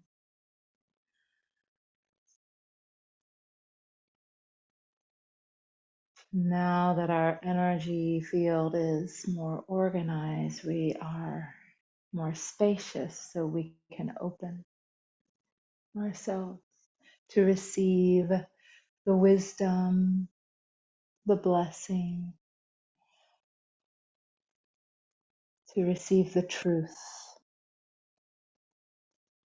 As that pours into our body, we are embodied with the truth.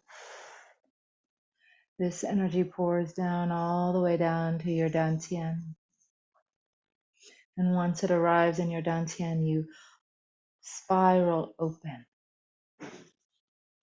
splayed open, receptive,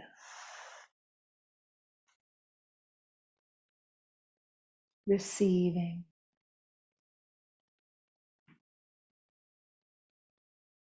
receiving your intention for this next lunation, letting it enter into your body and land in your dantian, opening yourself, receiving exactly what you need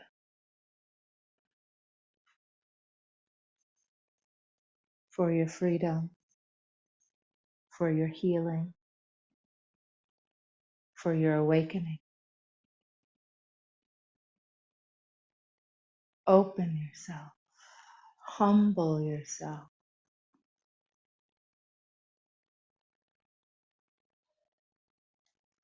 embody the dark,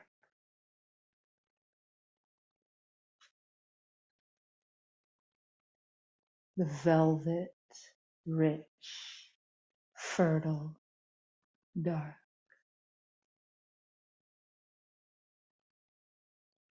Open it.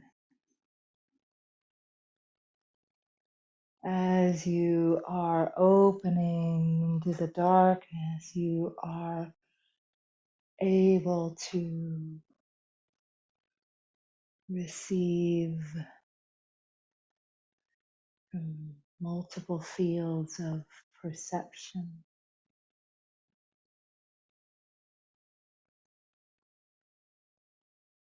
slowing way down. The veils are thin.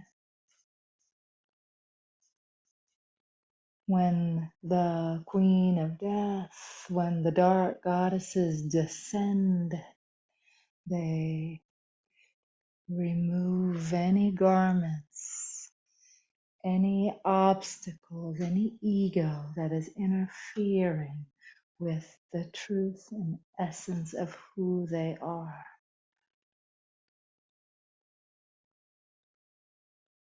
As you open,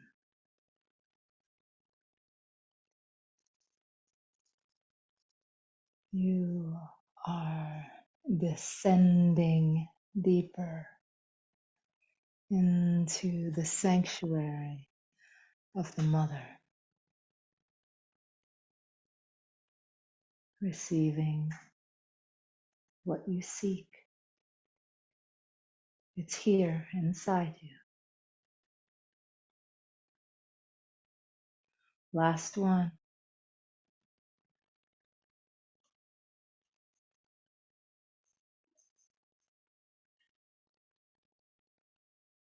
Drawing it in.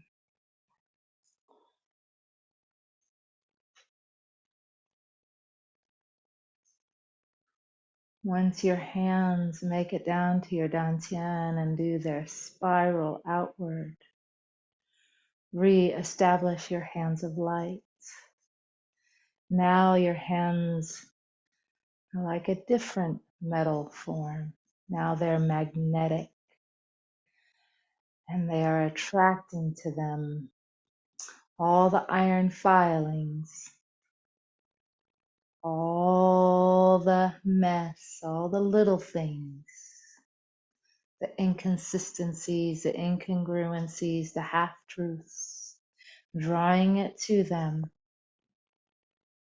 and pulling it out of your body and releasing it to the earth. The movement is almost the same. You inhale, hands rise, body sinks. You're combing through your energy system and magnetizing and removing and releasing what does not serve your highest good.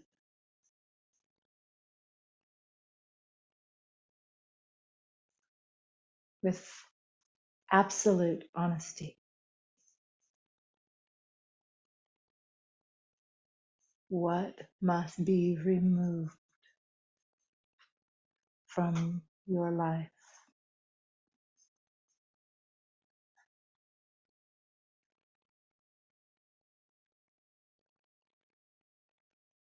In compassion, what is passing beyond your reach that you cannot hold or grasp anymore? It's ready to release. It's ready to be let go of. It's ready to transform into the earth and become something new.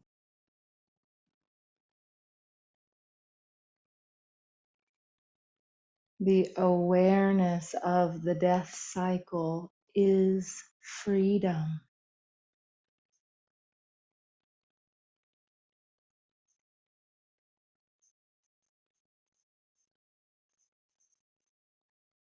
With each pass your hands make, you are becoming more spacious, more resonant, and attuned to the frequency of pure love.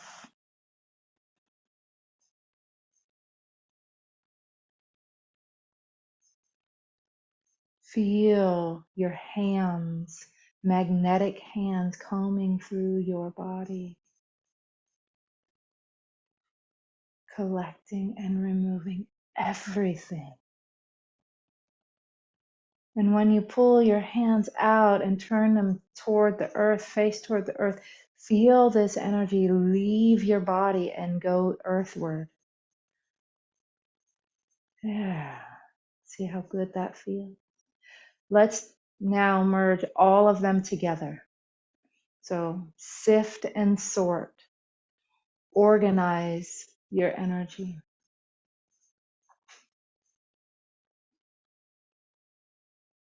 Create space. Open yourself humbly to the vast, great, dark moon and the dark goddess, and receive the wisdom as it pours through you and blesses you, embodying you.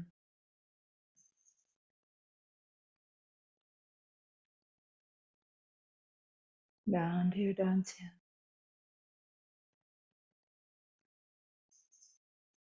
And from here, collecting, magnetizing, gathering, releasing what is no longer serving you. Again, sift and sort,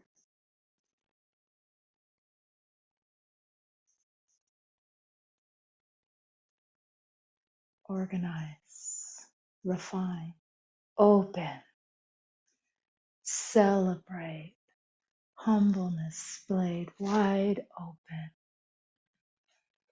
Receive this healing, receive this practice as a way to receive your intentions, that they land from the dark into your dantian and they grow.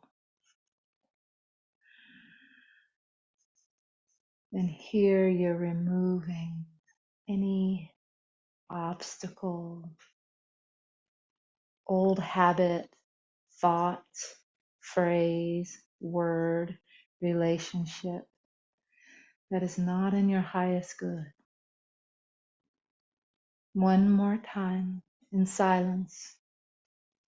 Let the form teach you.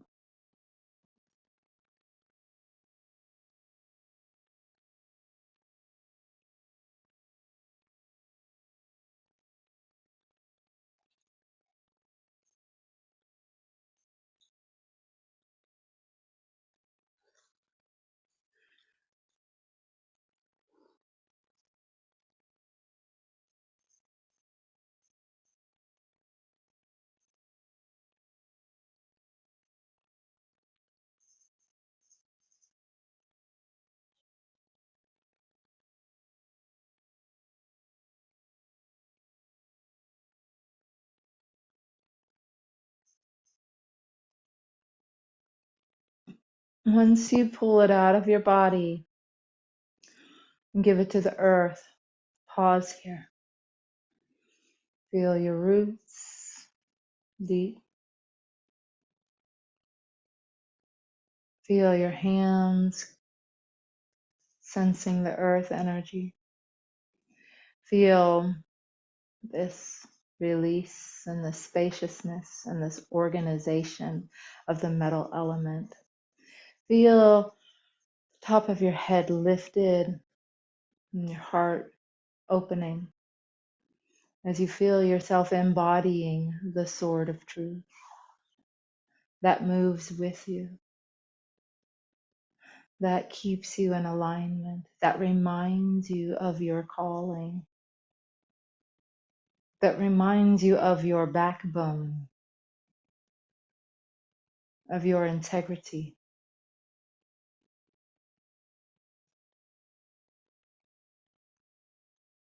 And throughout this moon, my love, we're traveling through eclipses, changes of seasons, powerful astrological, human, and cultural experiences are unfolding all around. Do not swing your sword as a weapon, but hold it, embody it. Let this be your intention as you move through this next lunation. And whatever you received here in this practice, whether you're unclear of what it is in this moment or you're crystal clear, what you receive today is essential for you. So, with that, we're going to complete. So, I give you a moment to journal because these things shift quickly. So, bringing your feet together. Let's reach up, pull down the heavens one more time, really complete this practice so that we can shift from this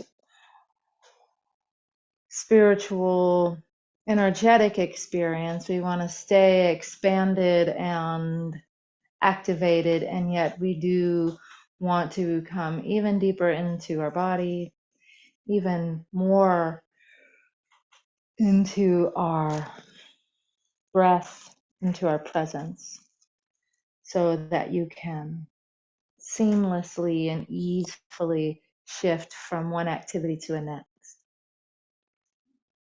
Sending your energy down into the earth, letting everything settle.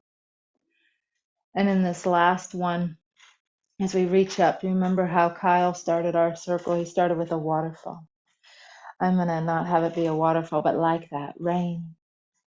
Let this gentle rain water the seeds you just planted.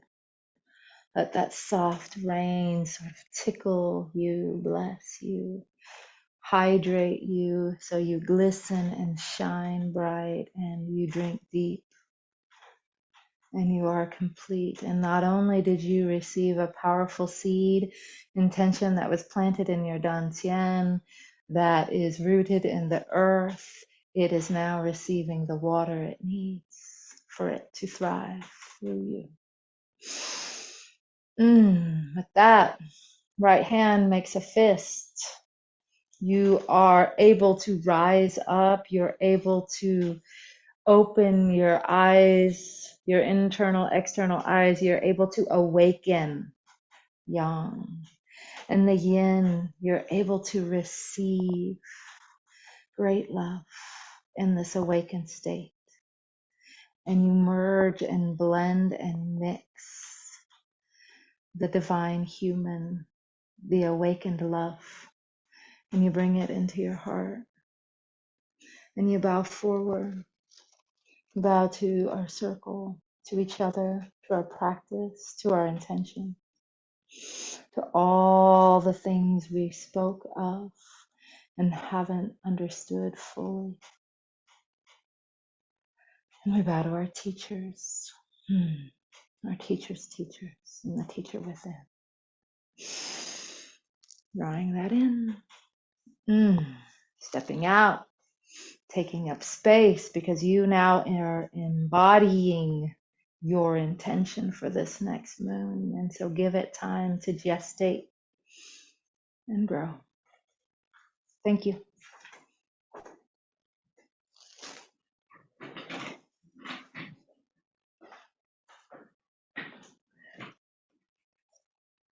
So if you'd like to journal, if you receive something, I'd love you to just jot it down so you can remember. And then what you received, what your experience was like, I'd like to hear about it. I often practice this form, and truth be told, I don't always receive it exactly while I'm doing this form. It's like it shows up for me other times. So just know that I still practice this, and I know I'm receiving what I need, although I recognize it a little later.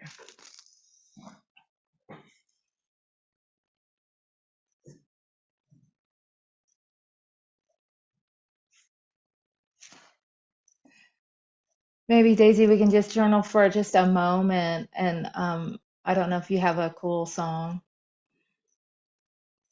Yeah, I'll play another cool song. This way.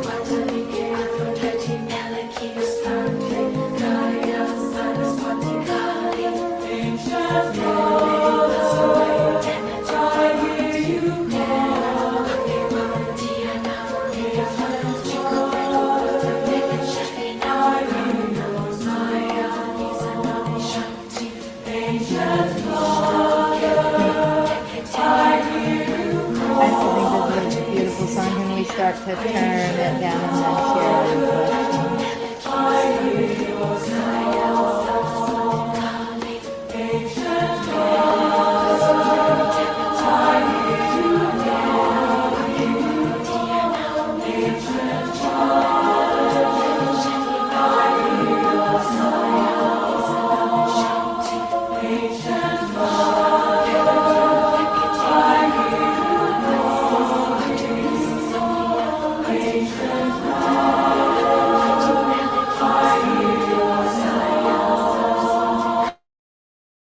Yeah. Yeah, thank you. It's nice having other people be able to do the music, but then could you feel me like turning it down? Mm. Just because I would love to share and connect with all of you, and it's getting late, and so I'm going to have to complete soon. So I am curious what you all receive from the practice, if anybody would like to share that. Mm, I was processing the message, and I'm feeling that this understanding of why I give full trust of others, I received that within me. Why it's kind of like I was raised in a culture that I like the parents usually do everything for me. So I carry this pattern when I'm with another person, that sometimes I kind of like overtake of their own responsibility or trust that they're gonna be okay on their own. So like I'm just feeling that when I give full trust, faith, courage, strength, and free agency to others, I receive all those quality and nourishment within myself. And I'm feeling that more, and I'm regaining the energy of my body as well. Feeling that connection of my body, my feet with the ground, at each part of my muscle, like re-engaging that energy within me. Beautiful. I love that word, free agency. You know, that's again a word that could be taken in a lot of contexts. My husband's an archaeologist, so he works with Native Americans. So as soon as they hear the word agency, some agency like the federal agency, all this stuff, they're usually like, but like in empowerment circles, we love free agency because that means everyone gets to be free to do their own thing. Like how you get to receive that in others. I think really, truly seeing other people as free agents is one of the most liberating things I've ever, even if it's my son or my husband or, you know, even myself within myself, having being a free agent. So beautiful. Yeah, thank you so much.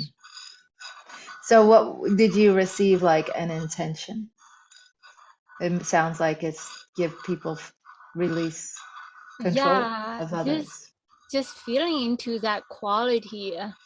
It's almost like such quality I don't really fully master or learn it until I'm able to give it freely to others. Yeah. Yeah. Yeah, I'm definitely in that same process because that we're talking about initiator, the initiator sword. When I first met the initiator sword a couple months ago, that was what came up for me, was that word free agency for people. That was a really beautiful. So something about there's a pattern between you and I facing the initiator sword, and we're saying almost something very similar. Free agency. Yeah, absolutely. Yeah, it's almost like maybe we were not able to be given that before, like for me certainly, and then I kind of like carry on a pattern that I I don't give other people because I was treated that way. But now as I'm cutting the cord of I'm stop doing that what I was treated and then I able to cut the cord. I'm correcting the timeline so that stop from me and whoever I interact, they're able to receive the gift that I was not able to gain before. Mhm. In that sense, I'm nurturing that within me too. Mhm. Mhm. Very beautiful. Very beautiful. Thank you. Well, here in metal element fashion, let's ring in free agency.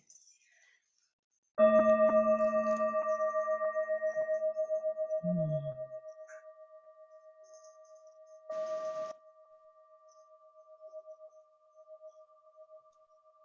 Can you hear the bell still ringing? Okay, cool.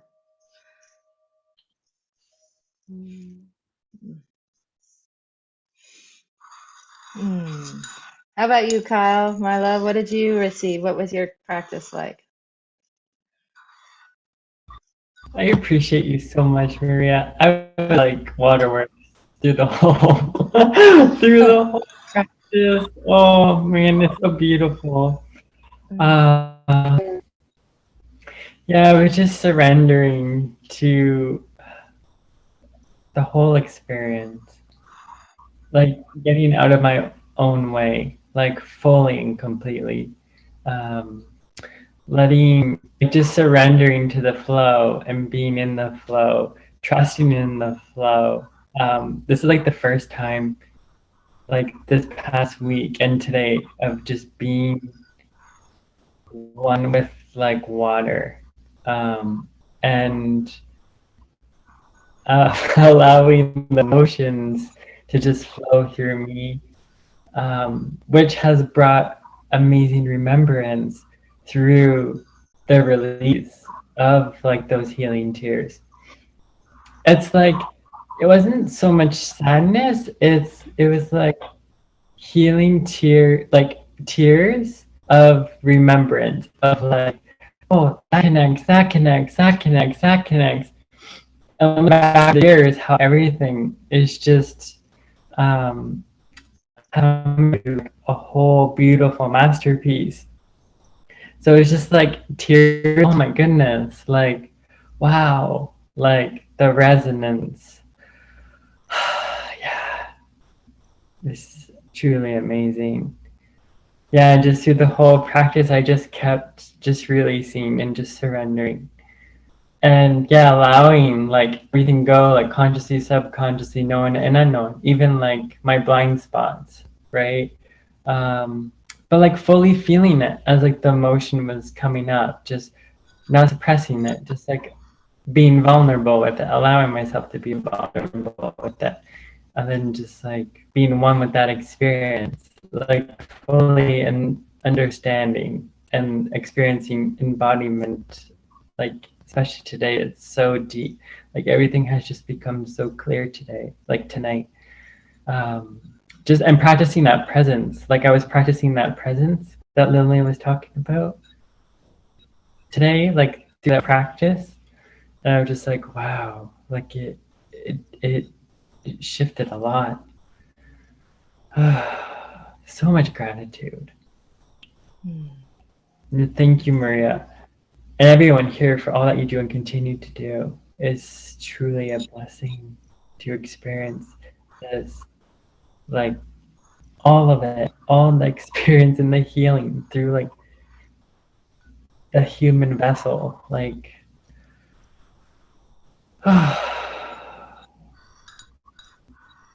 it's amazing. Thank you. Mm. Beautiful. Mm. Yeah, this embodiment. So a lot that I just feel that I could feel my own self, but I could also feel you. What I like about doing qigong in a conversation with other people is like weave in the waterfall raindrops, weave in the death, weave in the sword, weave in, and I like weaving all that. together in that presence. So thank you for sharing your wisdom, and then I know what to weave in. What I really received in this practice was the texture of the rich velvet, delicious dark pouring in, and like it just going through. And I could really sense and feel, I've been doing this for a while, so I could just really sense and feel like things that were not clear just come into alignment, clarity. And then and the opening, the splaying open of my heart open, and the humbleness and the humility of opening myself to receive, and then the just the embodiment of the goddesses to pour down into and through me. And then to remove, and there was like a lot of things to remove: my ego, my anger, depression. Not really depression, but like I've had some disappointment. I wrote the word disappointments. I have all these, things, so just pulling them. I could feel it like leaving. And then it just going into the earth and letting the earth flourishing from there.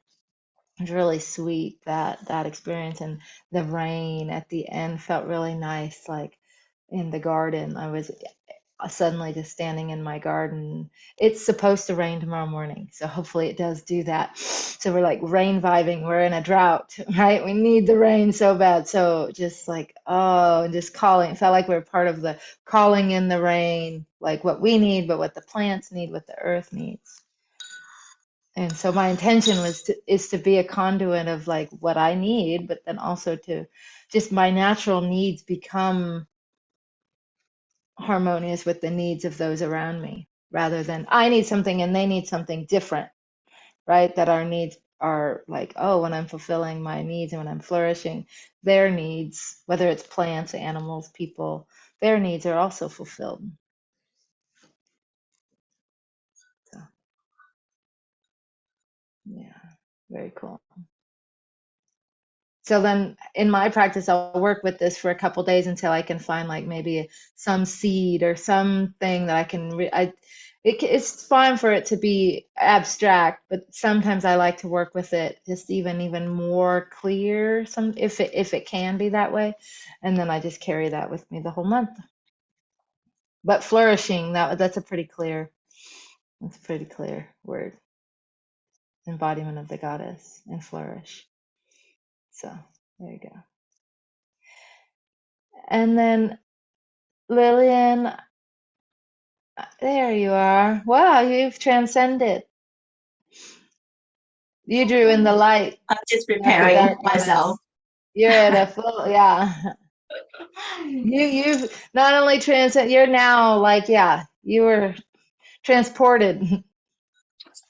Well, I just want to weigh in as well, as we are all weighing in, is when my hand go up pouring, it's the source light pouring from my crown all the way to my central channels and into my womb space, and then ripple out, and I saw the ocean as we in the water element ripple out, and bringing some remembrance. And that is the next thing that I wanted to do as well, is the song of the sea, by invoke the remembrance.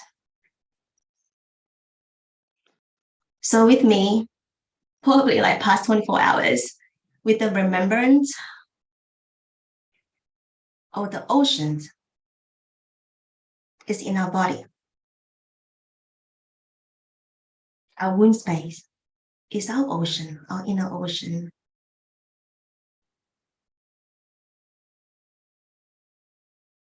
So there was the news that I was following, shared as well. And as the whales, the dolphin, and aquarium that need to be more protected. And to be staying in the city, in home, what can I do? So from there, I tune into my body and I realized that my womb space is the ocean. So I heal, clearing my ocean, my womb space, and I see the ocean being clearing, the water in clear as well. And it's just so beautiful that I can share in this Starseed conversation that we all healing through our body. And that is why we're doing the work in here. So the next things that I wanted to share, before I share, Maria, you finished? Do you want me to continue or are you finished with that? She probably just not behind that. It's fine.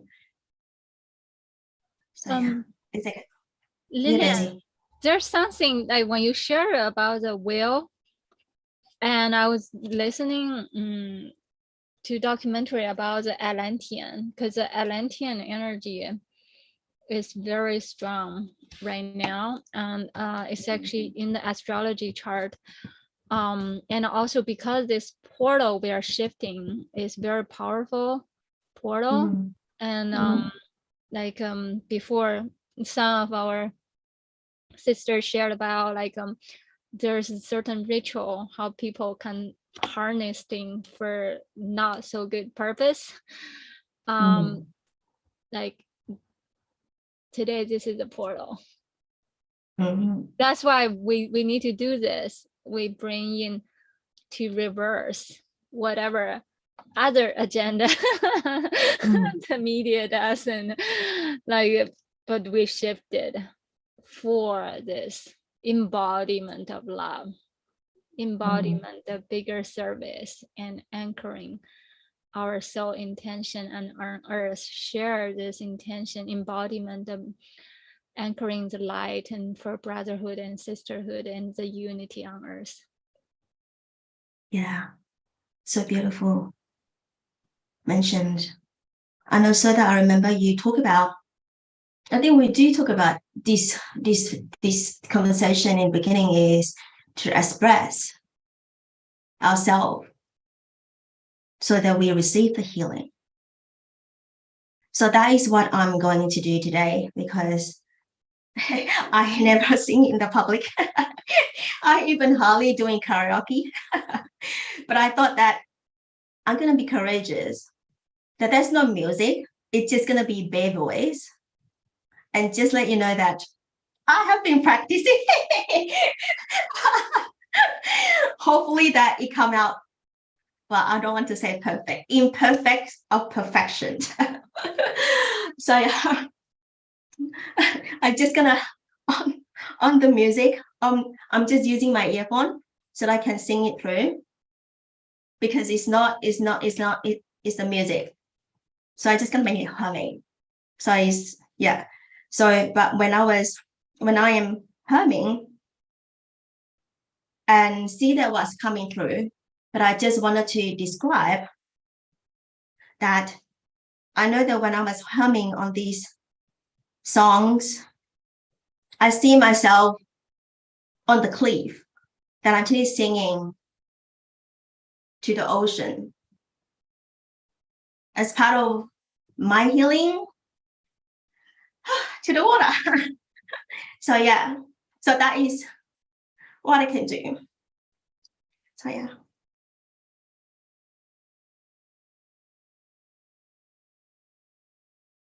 I'm just gonna tune in myself, center myself.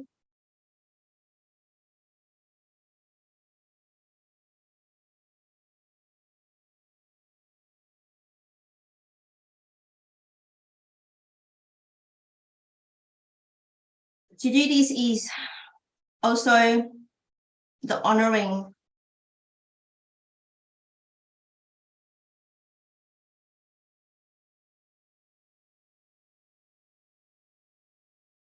of my remembrance, past life, future, to bring to the present.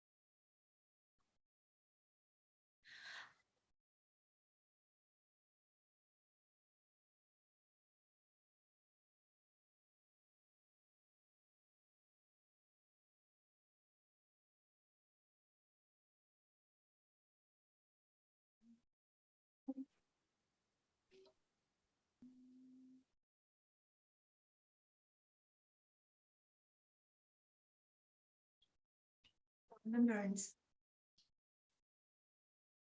of who I am.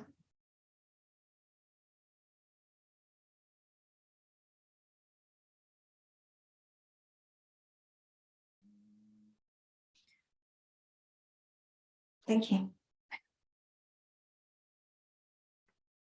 When you sing, Lillian, I just have this urge. I just want to sing with you. I feel like we sing together before many lifetimes. Your party is coming up. Yeah. My soul remembering. My soul Mm. remember. Yeah. Thank you. Thank you for receiving. Thank you so much. You know, Lillian, it feels like we just did the Qigong. You know, we went down and in and dark, and I talked about the transformation, and I didn't technically use the word death a bunch, but I was trying to allude to with this time. And so it feels like we went down and in and dark and into that transformation death cycle. And then who should appear but an angel up in heaven singing? You know, so it's like that, like that cycle transforms, and then yeah, so that was really beautiful.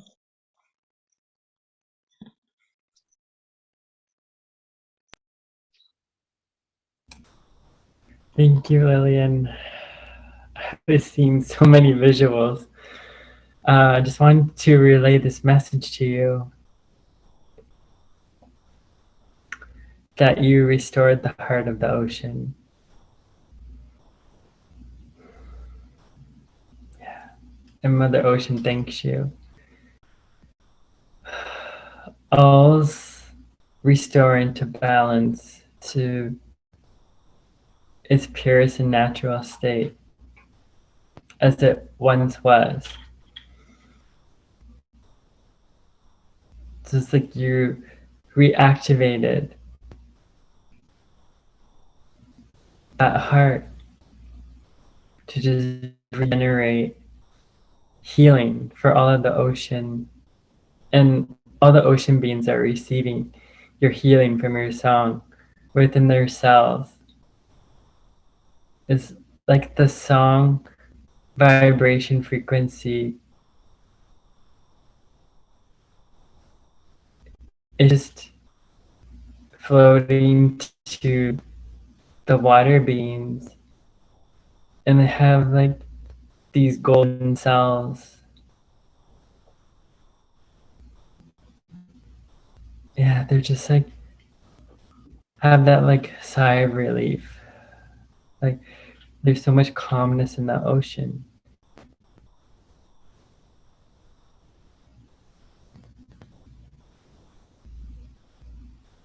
And I'm seeing like this portal that like all the fish and dolphins and whales, like all the water beings are honoring you. I can see your face in the water. To know that you just like anchored this portal fully. So when you sing upon the earth, it activates that water version of you to just emit those frequencies again and again to the ocean.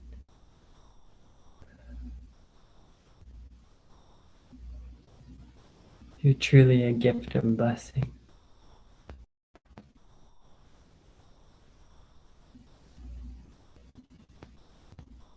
Just fully believe in your heart and the power of your heart.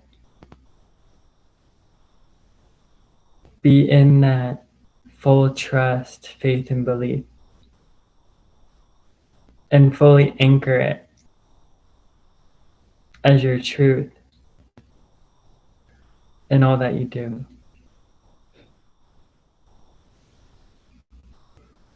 Thank you.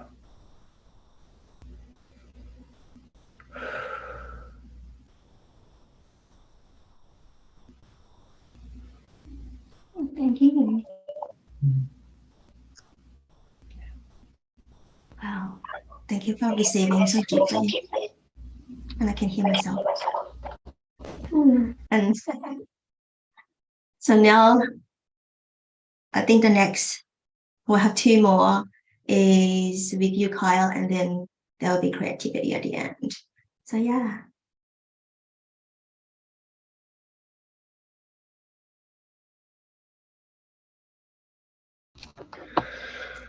Yes. So let's talk to you about a little bit about my experience this week. So with the water, it's been a lot about inner child healing, with the ocean allowing everything to surface. On like Thursday morning,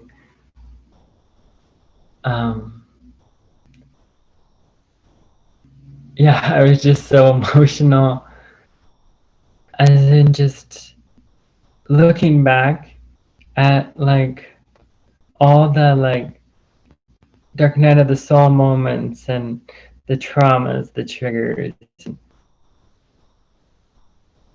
infusing it with like so much love and just allowing those emotions to surface, like just fully being with it. My heart was like this cooling feeling, like it was like so vulnerable, as if my heart was like being flooded with water, like it was like clearing out all of that, because it's like now I'm able to, like my vessel is so much stronger, be able to handle all those emotions again, and like to hold all those traumas and triggers and every sacred space within and within my like safe space here. And this card, by Susie Cherub, it's the Water Temple Oracle, and this card was like, I was just like bawling with this card because with the seals and their big eyes, like the seals were just coming up to me, and I was just, they were looking at me with so much compassion. I couldn't help but like just cry, like, yeah, like their eyes just looked right into my heart, and then like my soul, my being, and then like, Kyle, like let it out, like let it out. I was just like just crying, like it was like full on crying. Yeah, so then I just was like finding like all my tools like in my toolbox of like those helping coping tools. Like I had like my little bunny, and I was just like holding it and like crying, and was like talking to the gods and goddesses, and for them being like my spiritual parents, and just like great honor and respect for them, because like they've never let me down, even through that tough love. Like gods and goddesses have always been with me. I've been remembering way back that they were always there. And like Mother Gaia, like she was the first goddess, and then Mother Mary, and then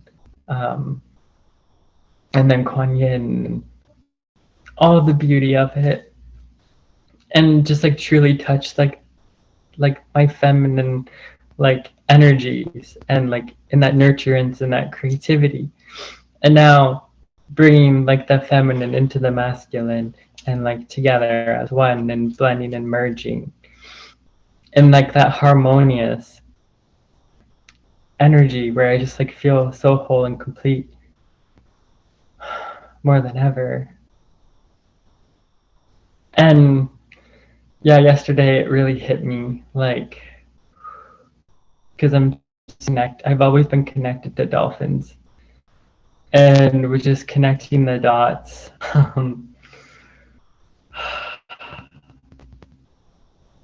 Yeah, it's just so beautiful. Of like the inner child, like the healing, and even though like everything that I've been through and that we've all been through, it's like we're still able to like remain humble, kind, and our hearts have like remained open. So it's just so amazing to meet like-minded family, like soul family, who get it, who understand, and who are there to hold space, that like sacred space, to just allow me to like feel everything, process it, let go, release, and like integrate, and then embody. And just like now using those like healthy coping now. So it's just weaving all those moments with all the tools now. And like I created this, I'll show you some of my artwork. I created this dolphin in grade 12, and I've had it like it carried me all throughout the years with this dolphin. I just love it so much. I find like the dolphins are an extension of my heart, like of that joy, and yeah, and with like my elemental self and all the aspects and multi-dimensional selves. And I received a beautiful healing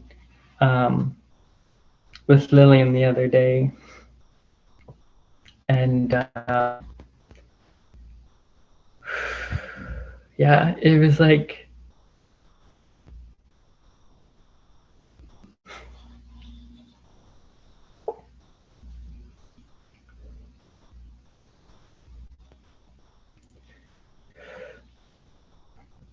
just like retrieving my golden heart back. And it was like all the like masculine archetypes and essences that like help to return like my heart back to me. So it's just like from that moment, it was just so much remembrance.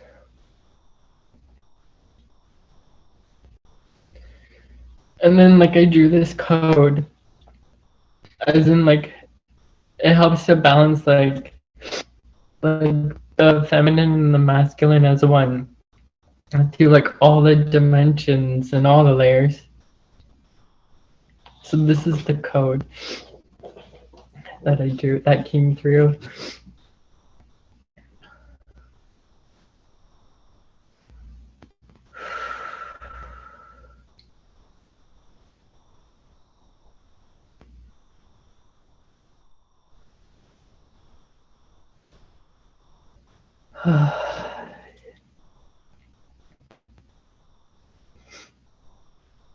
Yeah, it was so incredible. I'm just so grateful, like for the Sacred Heart Valley. Honestly, it's like returning to that remembrance, like from day one, and like just putting all the puzzle pieces together again, and like the puzzle pieces back together within me, and like returning like all those fragments and everything. Like this is honestly like the greatest gift, like truly. Thank you all so much. And then I drew this code in honoring of Mother Ocean.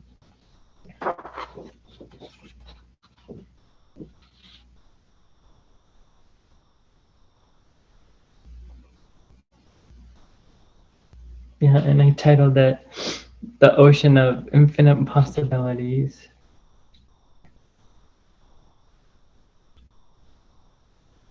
Yeah, and then this is the code that I drew yesterday. This is like my dolphin heart code.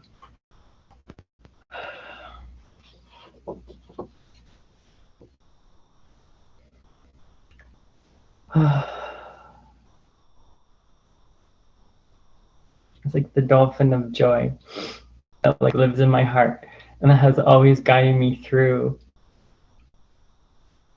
like every moment. So it's just now today it's just bringing in all the like the healings and the empowerment and the blessings and gifts from the ocean, from like the mermaids and the merman and the all the aquatic beings, for that empowerment, for that renewal, just allowing our hearts to be within that ocean, to share our hearts fully with the ocean and to be one with the ocean, and to know that it's safe for us to fully be in all those emotions of the ocean and the emotions of the ocean within, because through those healing tears we just emerge into like our new empowered selves.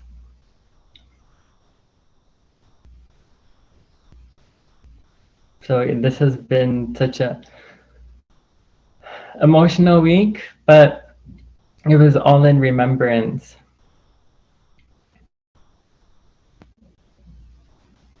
So I'm gonna bring through a healing transmission of purification, love, like dancing in our heart, and like that universal joy, like that universal like prismatic diamond like rainbow light, and then weave it in like inner child healing with like the mermaids of Lemuria and like King Neptune. So it's just bringing in the balance, like more clarity, just bringing us in that wholeness, merging like the feminine and the masculine as one within our heart for that like greatest remembrance.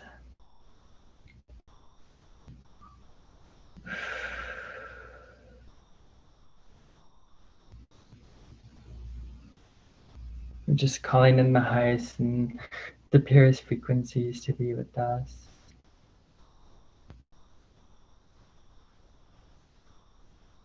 I'm just going to bring in light language to just surround us in this golden circle of like just alchemical gold, of like that brilliance of us, like that sacred mirror as gold.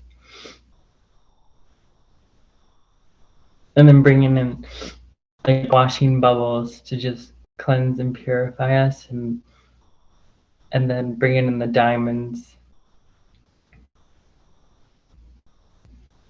So just honoring Mother Ocean and Mother Gaia, as Mother Gaia is one with Mother Ocean, and their hearts are meeting and merging as one,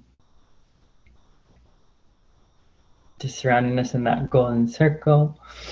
Tina kiana siya siana tisi kani kana siana kiana tisi ana kiana siana kiana. And just bringing in the washing bubbles. Tiki sani kana siana tisi ana kiana tisi ana kiana kiana tisi kana siana tisi. So just letting everything go, consciously, subconsciously, known and unknown, that no longer serves our purpose and body.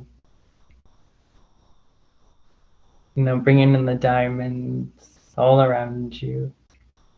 Tina kiana tisi sana kiana tisi ana kiana tisi ana siana. And then bringing in pure white roses to be with you in the sacred healing waters. Tina kiana tisi ana kiana. And then surrounding you in a white bubble.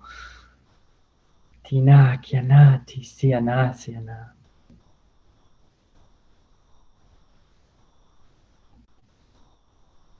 So now you're in this pearl within this clam at the bottom of the ocean.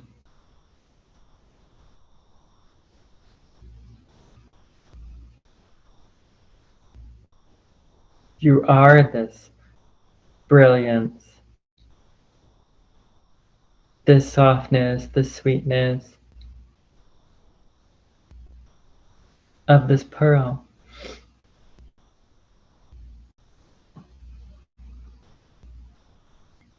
Just allowing yourself to fully embrace all of your love, all of your light, all of your magic, all of your joy. And being very sensuous in as this pearl. Letting yourself to stretch, to expand, to open up your pearl heart.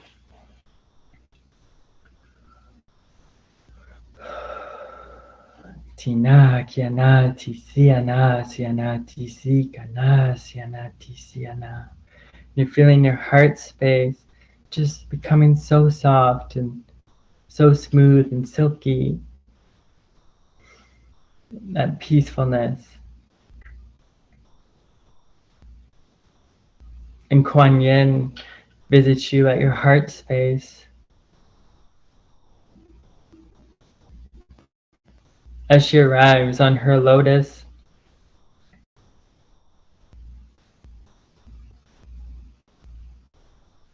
And then she sends all these lotuses through your being.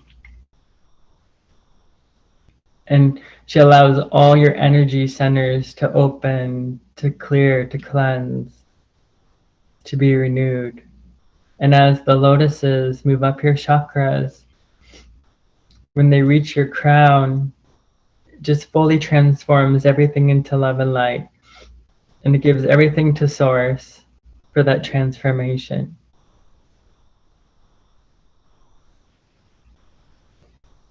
So you're feeling yourself as this pure white pearlescent pillar now.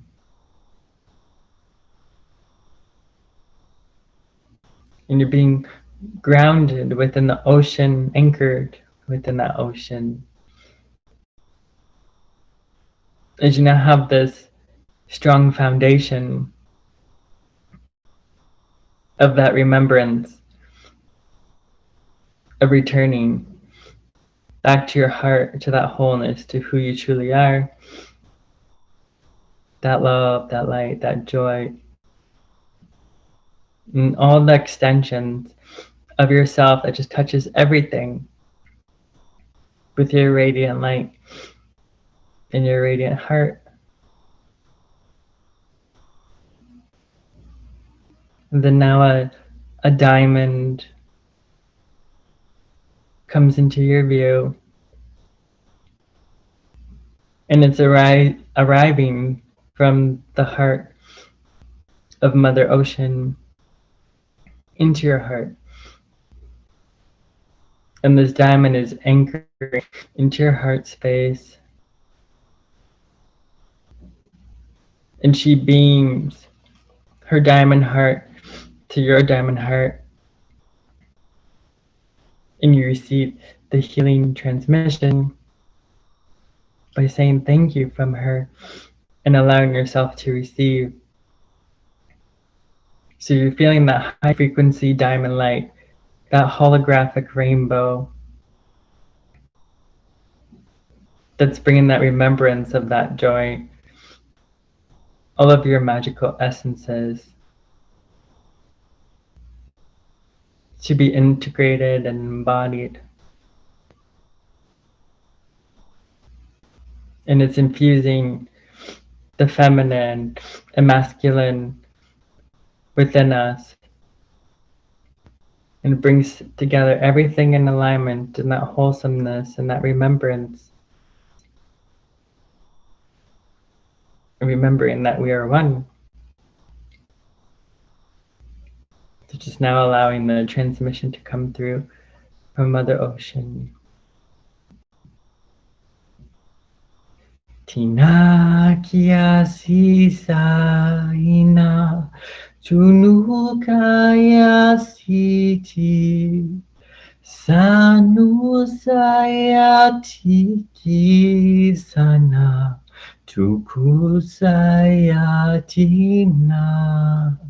Susi sanakia sutu Sanitaya suku Sani tu siyaku sani sanakia situ.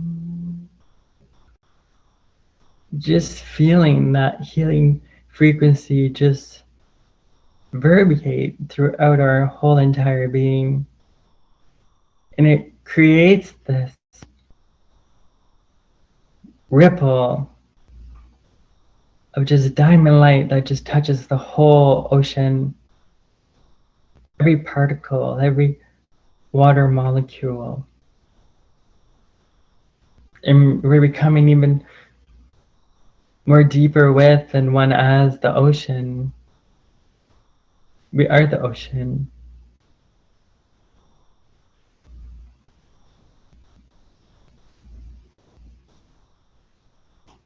And now the mermaids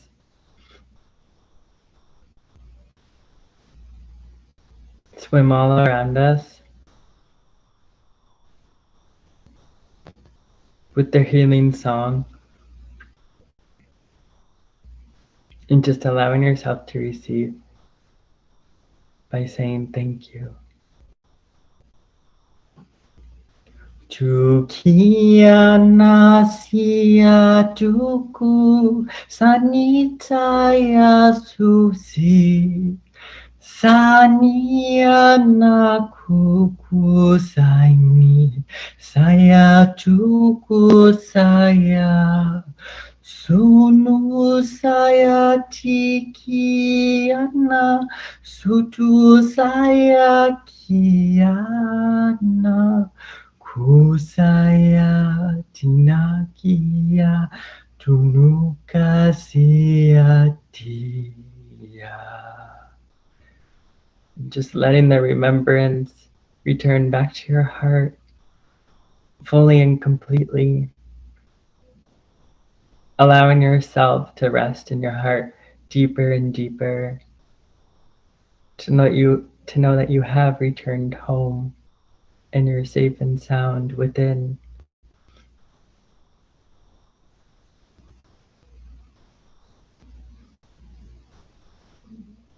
And then now the dolphins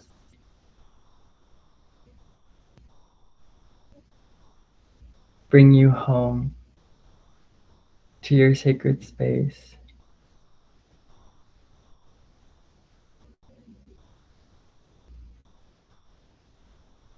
And they come through your walls with you, and you land on your chair.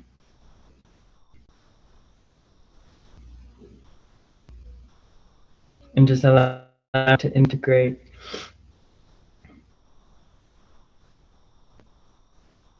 And as you come back to your body,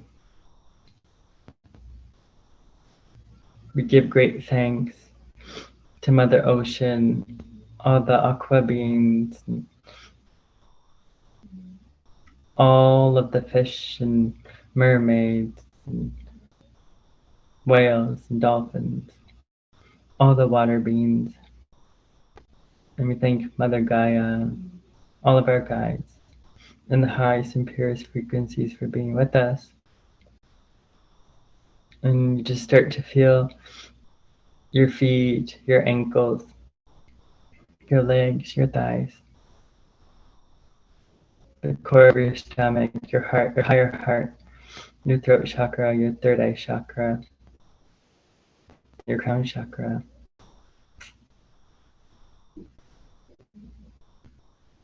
And just taking 3 deep breaths as you come back to your body.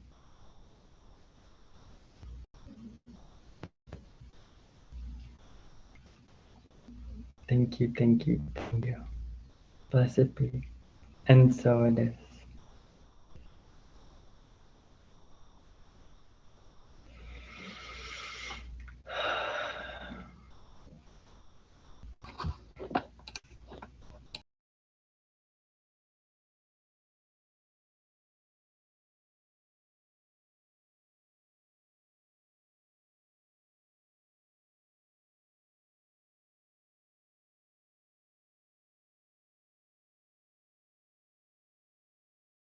How are you all feeling?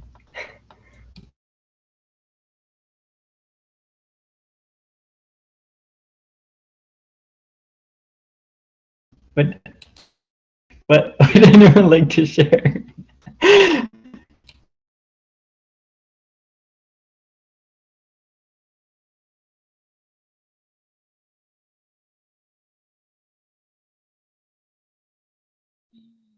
Daisy, you want to share? Oh, you can share first, Lily. I'm floaty still, so I don't know what to share. I'm still floaty in the ocean. I'm back by. So yeah. I see a lot of nature beings. I also keep on seeing Maria. I feel like kind of like where I grew up, my childhood place. There's some water canal, and I saw Maria there hanging out. And I also saw it's not water, it turning into green dragon. Big, vivid color. It was beautiful.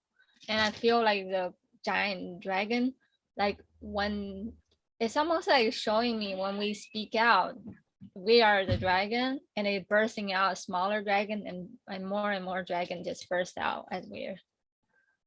That's very beautiful. And Maria was there hanging out by the dragon. She's observing the dragon Yeah, it was quite beautiful. Yeah, keep on seeing plants, sometimes seeing the plants dancing, and sometimes seeing the dragon dancing and birthing. Yeah. Thank you, Kyle. It's very colorful. And thank you, Maria. Well, Kyle, you said first it was great Mother Earth, and then Mother Mary, and then Kuan Yin.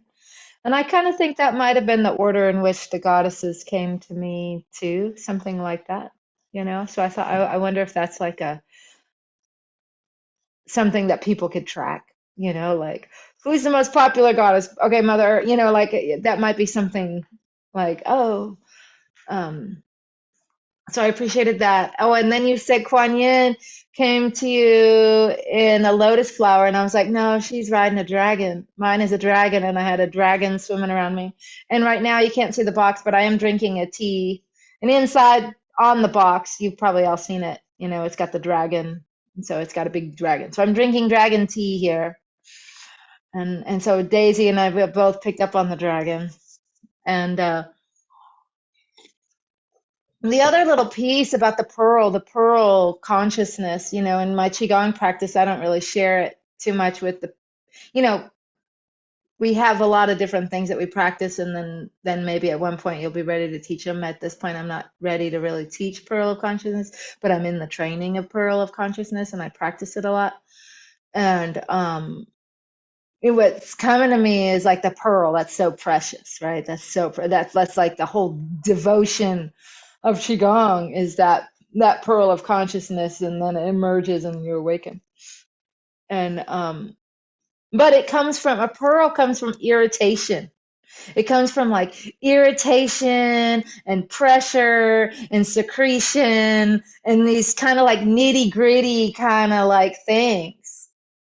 And then on the path of mastery, there is irritation and pressure and just the nitty gritty of it. So I was just appreciating that, the beauty. And I was not anticipating, I mean, maybe all of you had the conversation of being with Scorpio in the ocean or something, but I wasn't necessarily anticipating being in the ocean. You know, I was like in the dark moon of death and the initiator, right? So, so all those things, I'm like, oh, I'm in the ocean, you know, like, okay. Mermaids and angels, okay, this is just go where the journey takes you, you know.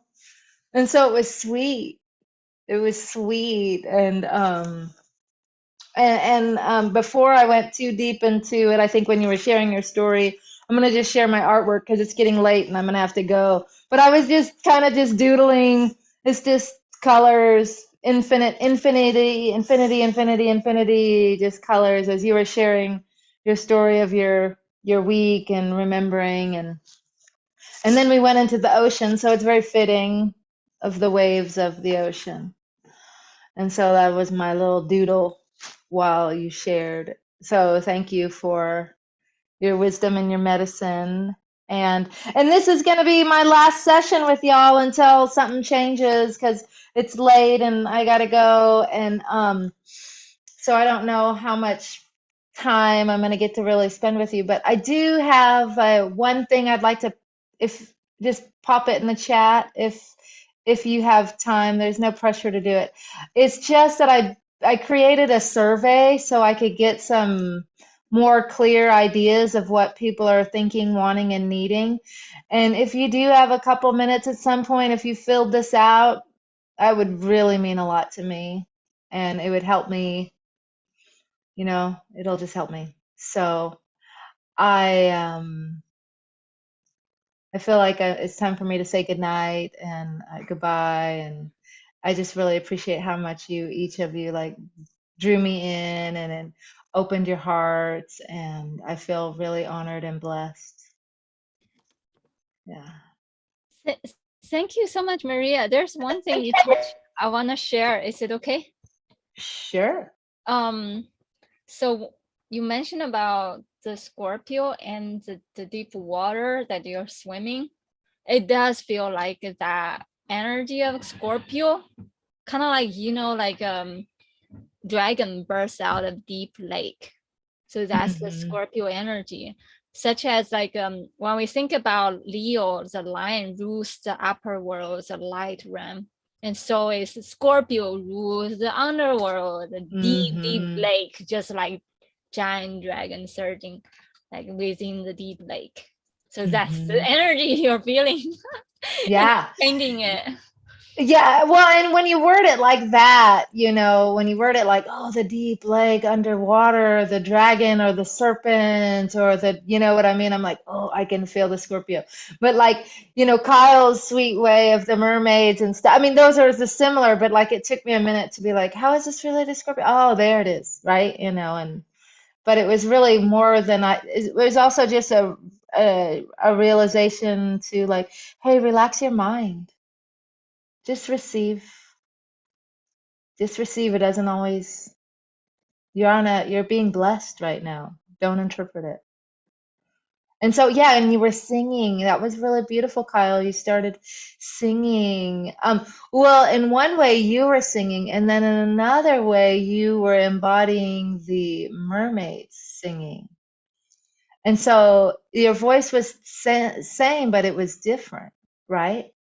And so there was a nuance between that blessing.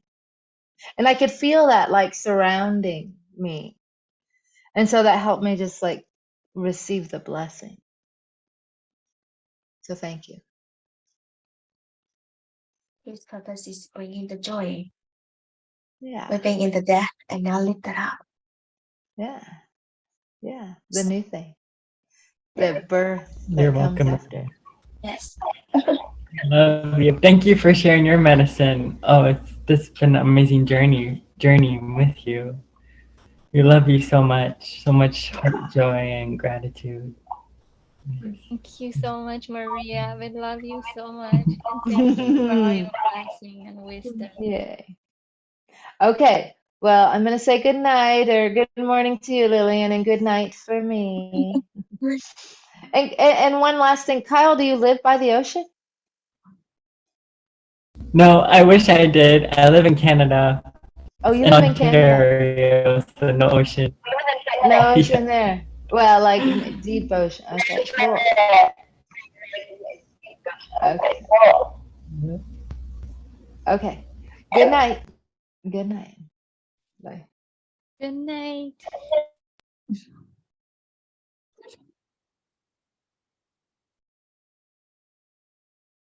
So are we taking a break or we just jump into the drawing? I think we jump into the drawing because Yes. it does getting a bit longer. So yeah. Yeah, let's do that. Yeah. Yeah, and also I forgot to mention Scorpio conjunction Atlantis. And based on my research, Atlantis is actually probably the size of the Atlantic Ocean. And so we see the similarity between the Egyptian pyramid and also the Mayan, like the Machu Picchu, and so it's because it's Atlantic used to like merging in all those regions together. So with this Scorpio energy, the deep water energy, so when we have a chance, try to connect with the water in whatever way we can. Tap into that. Yeah. So good. Oh, good. Okay. I'm gonna on the music and we're gonna draw. Okay.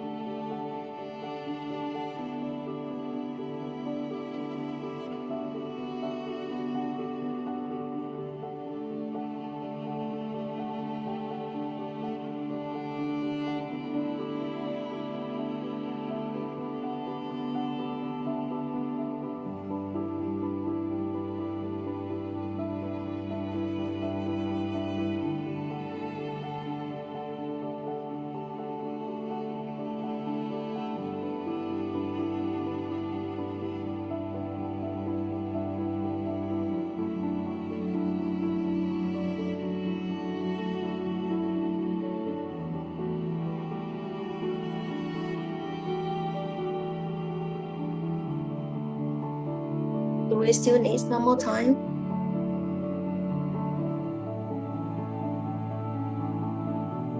I'm almost done.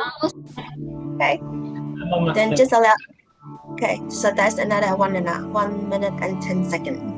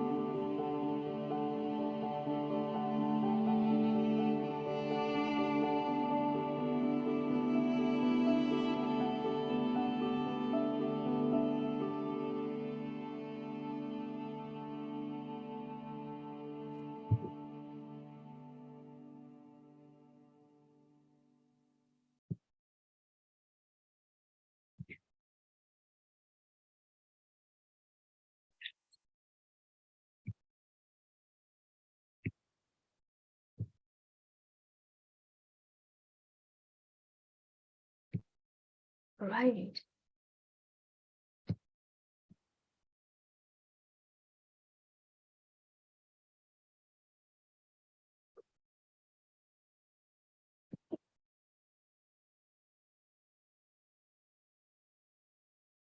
Okay. Who want to share first? Maybe I go first. Because I always go last, so I'm gonna go first. Okay. Let me share screen. Can you see my screen? Yes. Sorry. So I'm using brown because my black one is gridded at the moment. So yeah,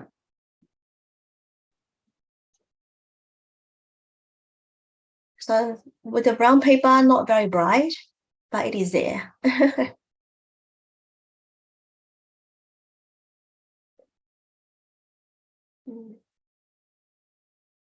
I have another one? Another one. Can't believe me. Yay.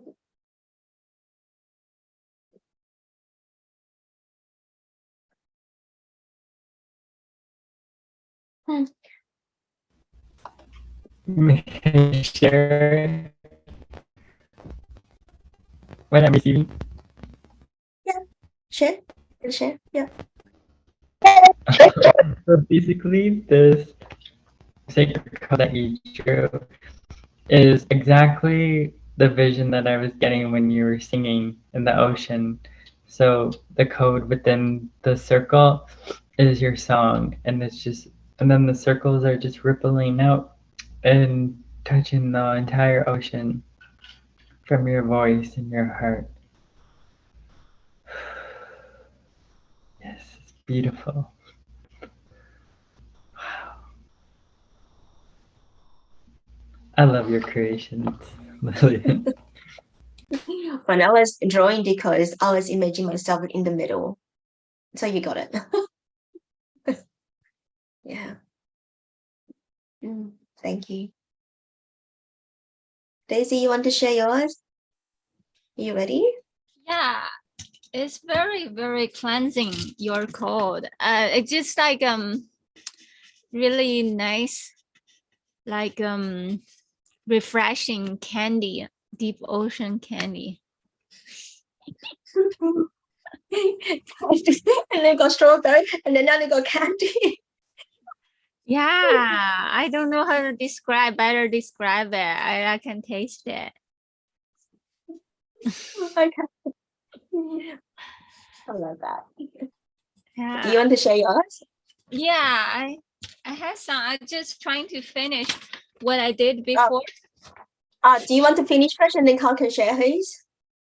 Oh, I mean, I just gonna be layering more colors. Can you guys That see? looked like the one that before, right? The one Yeah, that you, but, yeah. yeah, but before I didn't finish. I mean, this is the other one, right? You talking about this one? Oh, that's inward. This is go outwards now. Uh-huh. Yeah, you guys see the color? Color doesn't. Yes. Yeah. Yeah, see the color. Yeah. Mm-hmm. And then there's the other one. That is also similar than the one that you drew last time too. Which one did you draw? Yeah, it is very similar. Yeah. I'm just trying to finish the colors. Yeah. I feel that this color would be richer after you finish. Because that one is very rich color really. I was like, wow. Yeah. Thank you. And I was also thinking about something as we are drawing.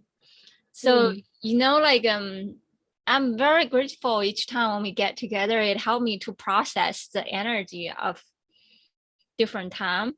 Like earlier when the card come to me is a strength card, my instinct tell me it's the right one. But as today we have more deeper discussion and conversation, it comes through more and more. Because like I said before, like the lion ruins the upper world, and now we switch to the underworld. And then now is the lion's energy got tamed down by the goddess. As in on the strength card, that goddess have the hand inside the lion's mouth. So it's feeding the lions with deep nourishment of this goddess energy, and the lion just feels so nourished. And then the lion is our own body. Our body feel nourished. And lion also represent ego, the healthy ego, as we learn how to coexist our goddess energy, our higher consciousness, and coexist with our ego, not starve our ego, but feeding it with this nourishing love and compassion. And that is a true strength, how we nourish our ego body. Yeah. our healthy ego body. Yeah, and how this just coexist together, just like earlier Maria talked about Guan Yin, she ride on the dragon, and we always see this in this similar way, how Freya, she ride on two giant cats, and Ganesha riding a rat, a mice. So there's always a coexistence of our goddess body, like our higher mind, like a higher conscious, and in coexistence with our animalistic animal ego body.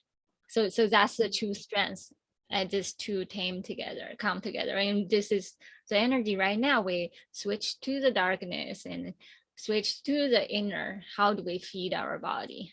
How do we feeling into the nourishment of our body? Yeah, I fell into the nourishment when you showed me the code, and I was like, it could be richer color, could be more rich nourishment. So yeah. So I feel into my root area, root and sacral. I just want to sit there and then infuse it.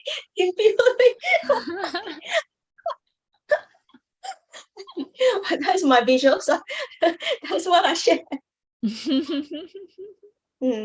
Yeah, and that's a very good point, because Maldak, which is our solar plexus chakra, it is that portal of the Black Mother Earth. And how do we integrate? How do we stand in our power center, and in that gut feeling, and how do we connect with that solar plexus and be strong and courageous, and nourishment come from inside. Yeah, I can.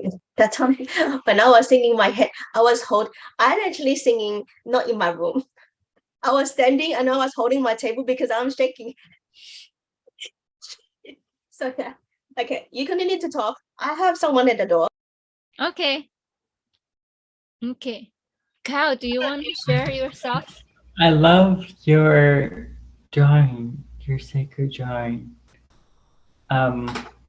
I definitely feel it in my heart. It's like blossoming heart. And then looking like back at it, it looks like well, a butterfly too, but there's also a lion in it as well.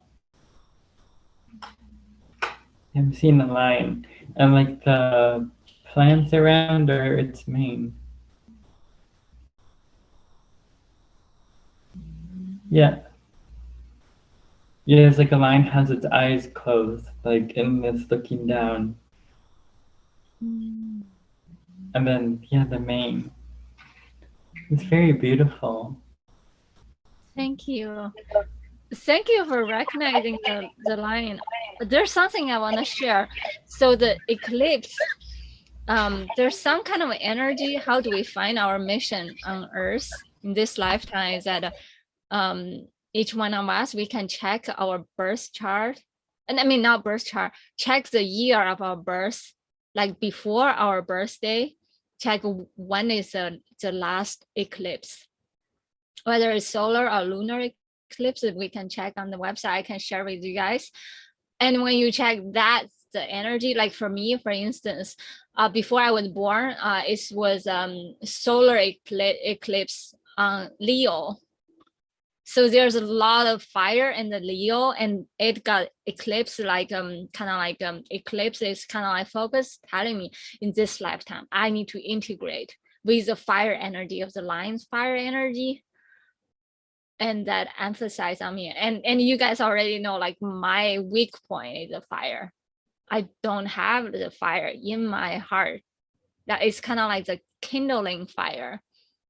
And so what my life purpose is to take initiation. Whenever like I take an initiation, it creates transformative change in my world. So you guys can when you guys have a chance, you can check that, because whenever there's an eclipse happen, that aspect of your birth chart also get amplified. And as well as it's a good way for us to find out what is our mission on Earth that we mean to anchor.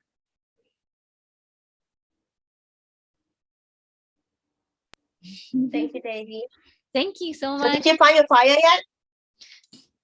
Yeah, it is that like the lion's heart, like it got activated, and because today is the key of the Scorpio. It is the tip of the tail, but that tail is one kind of like when you like use a flint or like you make the fire. That tail is the one that turn the fire on. Oh, turn the fire on. Okay, I amplify for you.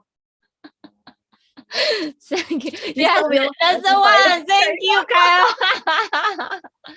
That is the one. Thank you. Amplify. Really appreciate. Mhm. Yeah. Thank you for sharing. Mhm. Who else wanted to share? I think Carl, right? Let me finish. Yeah, I could share.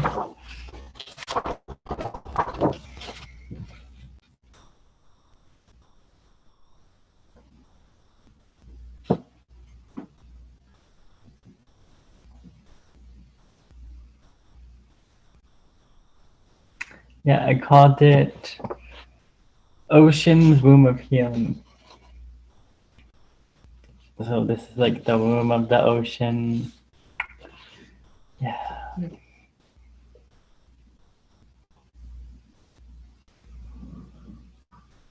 Mm-hmm.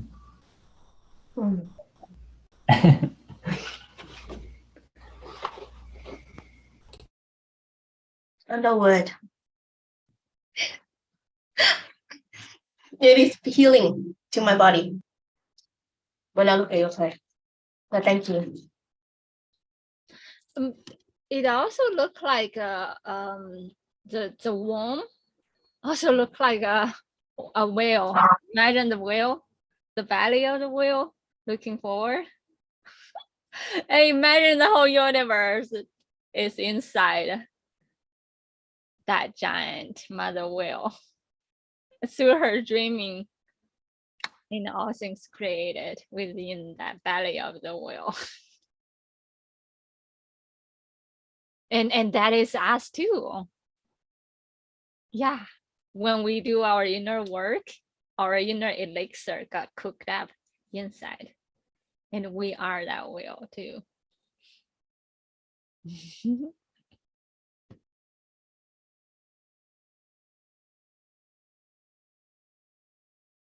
I love that, Daisy. I love your wisdom and your insights. You're always so poetic. And everything that you say, it always gets me in the heart. I love it. Ah, thank you so much. Thank you so much.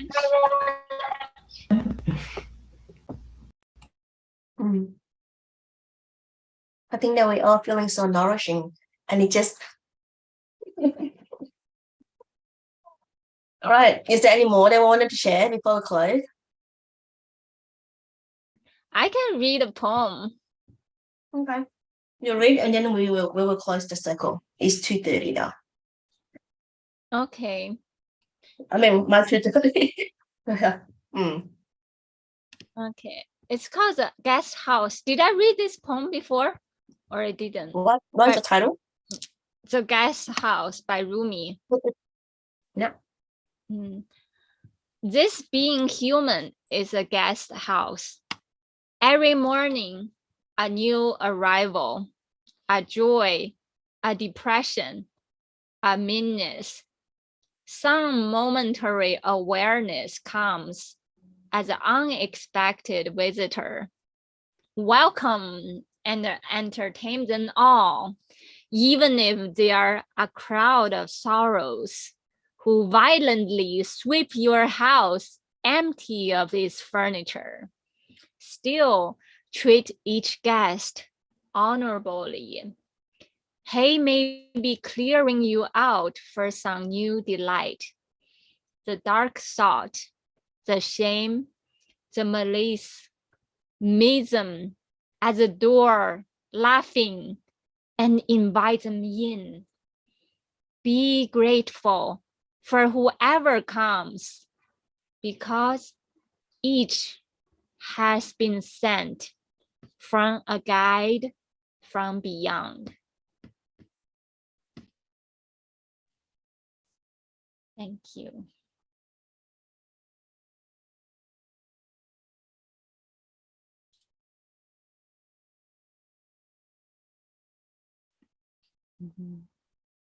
Thank you, Daisy. Beautiful. That's the new one. Is it the new one?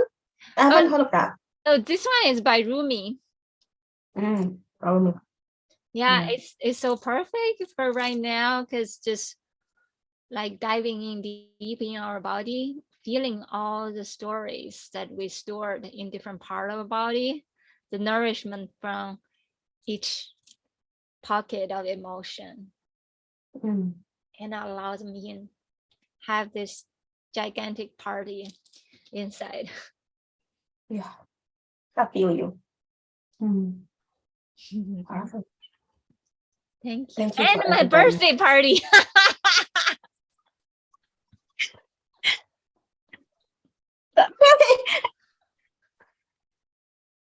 Yeah, your birthday party is coming. Well, Wednesday. Yeah, my Wednesday, your Tuesday. Yeah. Thank Yeah. you. What's the theme? Do you know that? I did not write it down. I need to tell you, we have a theme that Carl put on the theme on your birthday party. Do you want to share? Oh wow. Yeah. Oh, thank you. Yeah. The theme is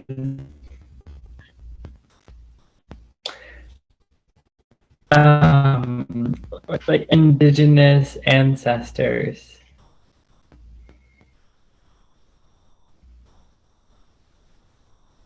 Wow. Yes. Oh, do you want me to show you? Or we can reserve for the surprise party. Whatever you want, it's all good. Yeah, so dress up with like anything that you feel would speak indigenous ancestors to you, and just honoring them through you as that sacred mirror.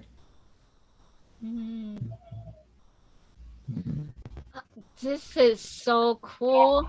Can I share some shots too? So Leave it until your birthday party, Daisy.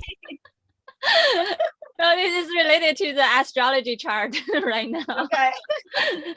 I mean, also on my birthday, 25th, because this is the astrology chart. So this theme, how we weaving into the Lemurian, when I see it tapping into that matriarch lineage, a lot of time it's related to, like, sometimes we can call it the red blood lineage. Sometimes it, to me, when I see it, it looks like wine, like red wine. Like everyone is such a joy. You know, you got that kind of good kind of feeling. I don't know how to describe, like hangover. But Is that what you want? it is. That is a hangover, and this is the energy right now. Like, remember I talk about the south node, and right now the south node is in opposition with the asteroid Bear. So we are experiencing, like, how do we embody this karmic hangover, or just embody this karmic soul body? It's okay. Like, just allow ourselves to get nourished within our own body temple, that having a hangover. You know what? No wonder I was checking. Did I invite Yusuf or not? It's your hangover. You know that the streaming we can take it off. I just joking. I was last night. Did I invite Yusuf? Yeah, he's invited. Just let him know he's invited. He has to come. Yeah, let me show you guys very quick. I'm not kidding. You guys can see it. So you can see the sun and the moon, and this is the south node. It's in opposition with Bear. So we are having a karmic hangover. And how do we embody it? Just feel comfortable with this house, this party, this temple. Allow us all just coming, allow us to have a deep, like a dialogue, conversation, every guest, all emotion, all welcome. We all enjoy this party together. So this is the same right now, this energy party. So perfect. So you're definitely riding away. Alrighty, we'll bring the circle to close. And yeah, and then when you stop streaming, I want both of you to stay back. Okay. Sounds Yeah. good. Thank you guys so much. Love you. I love you both too. Want me to close the circle? Yes.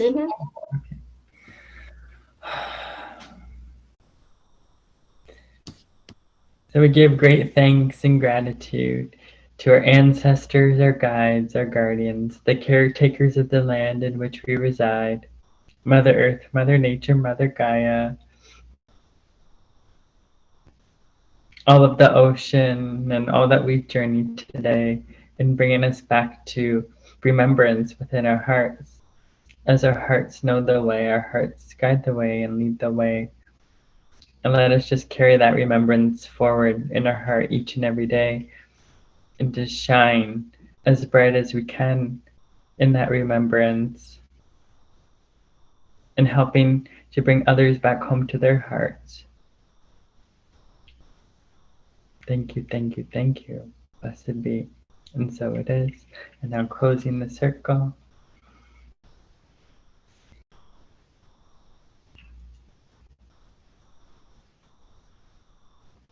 And the sacred circle is now closed. Until we connect again. Thank you. Thank you.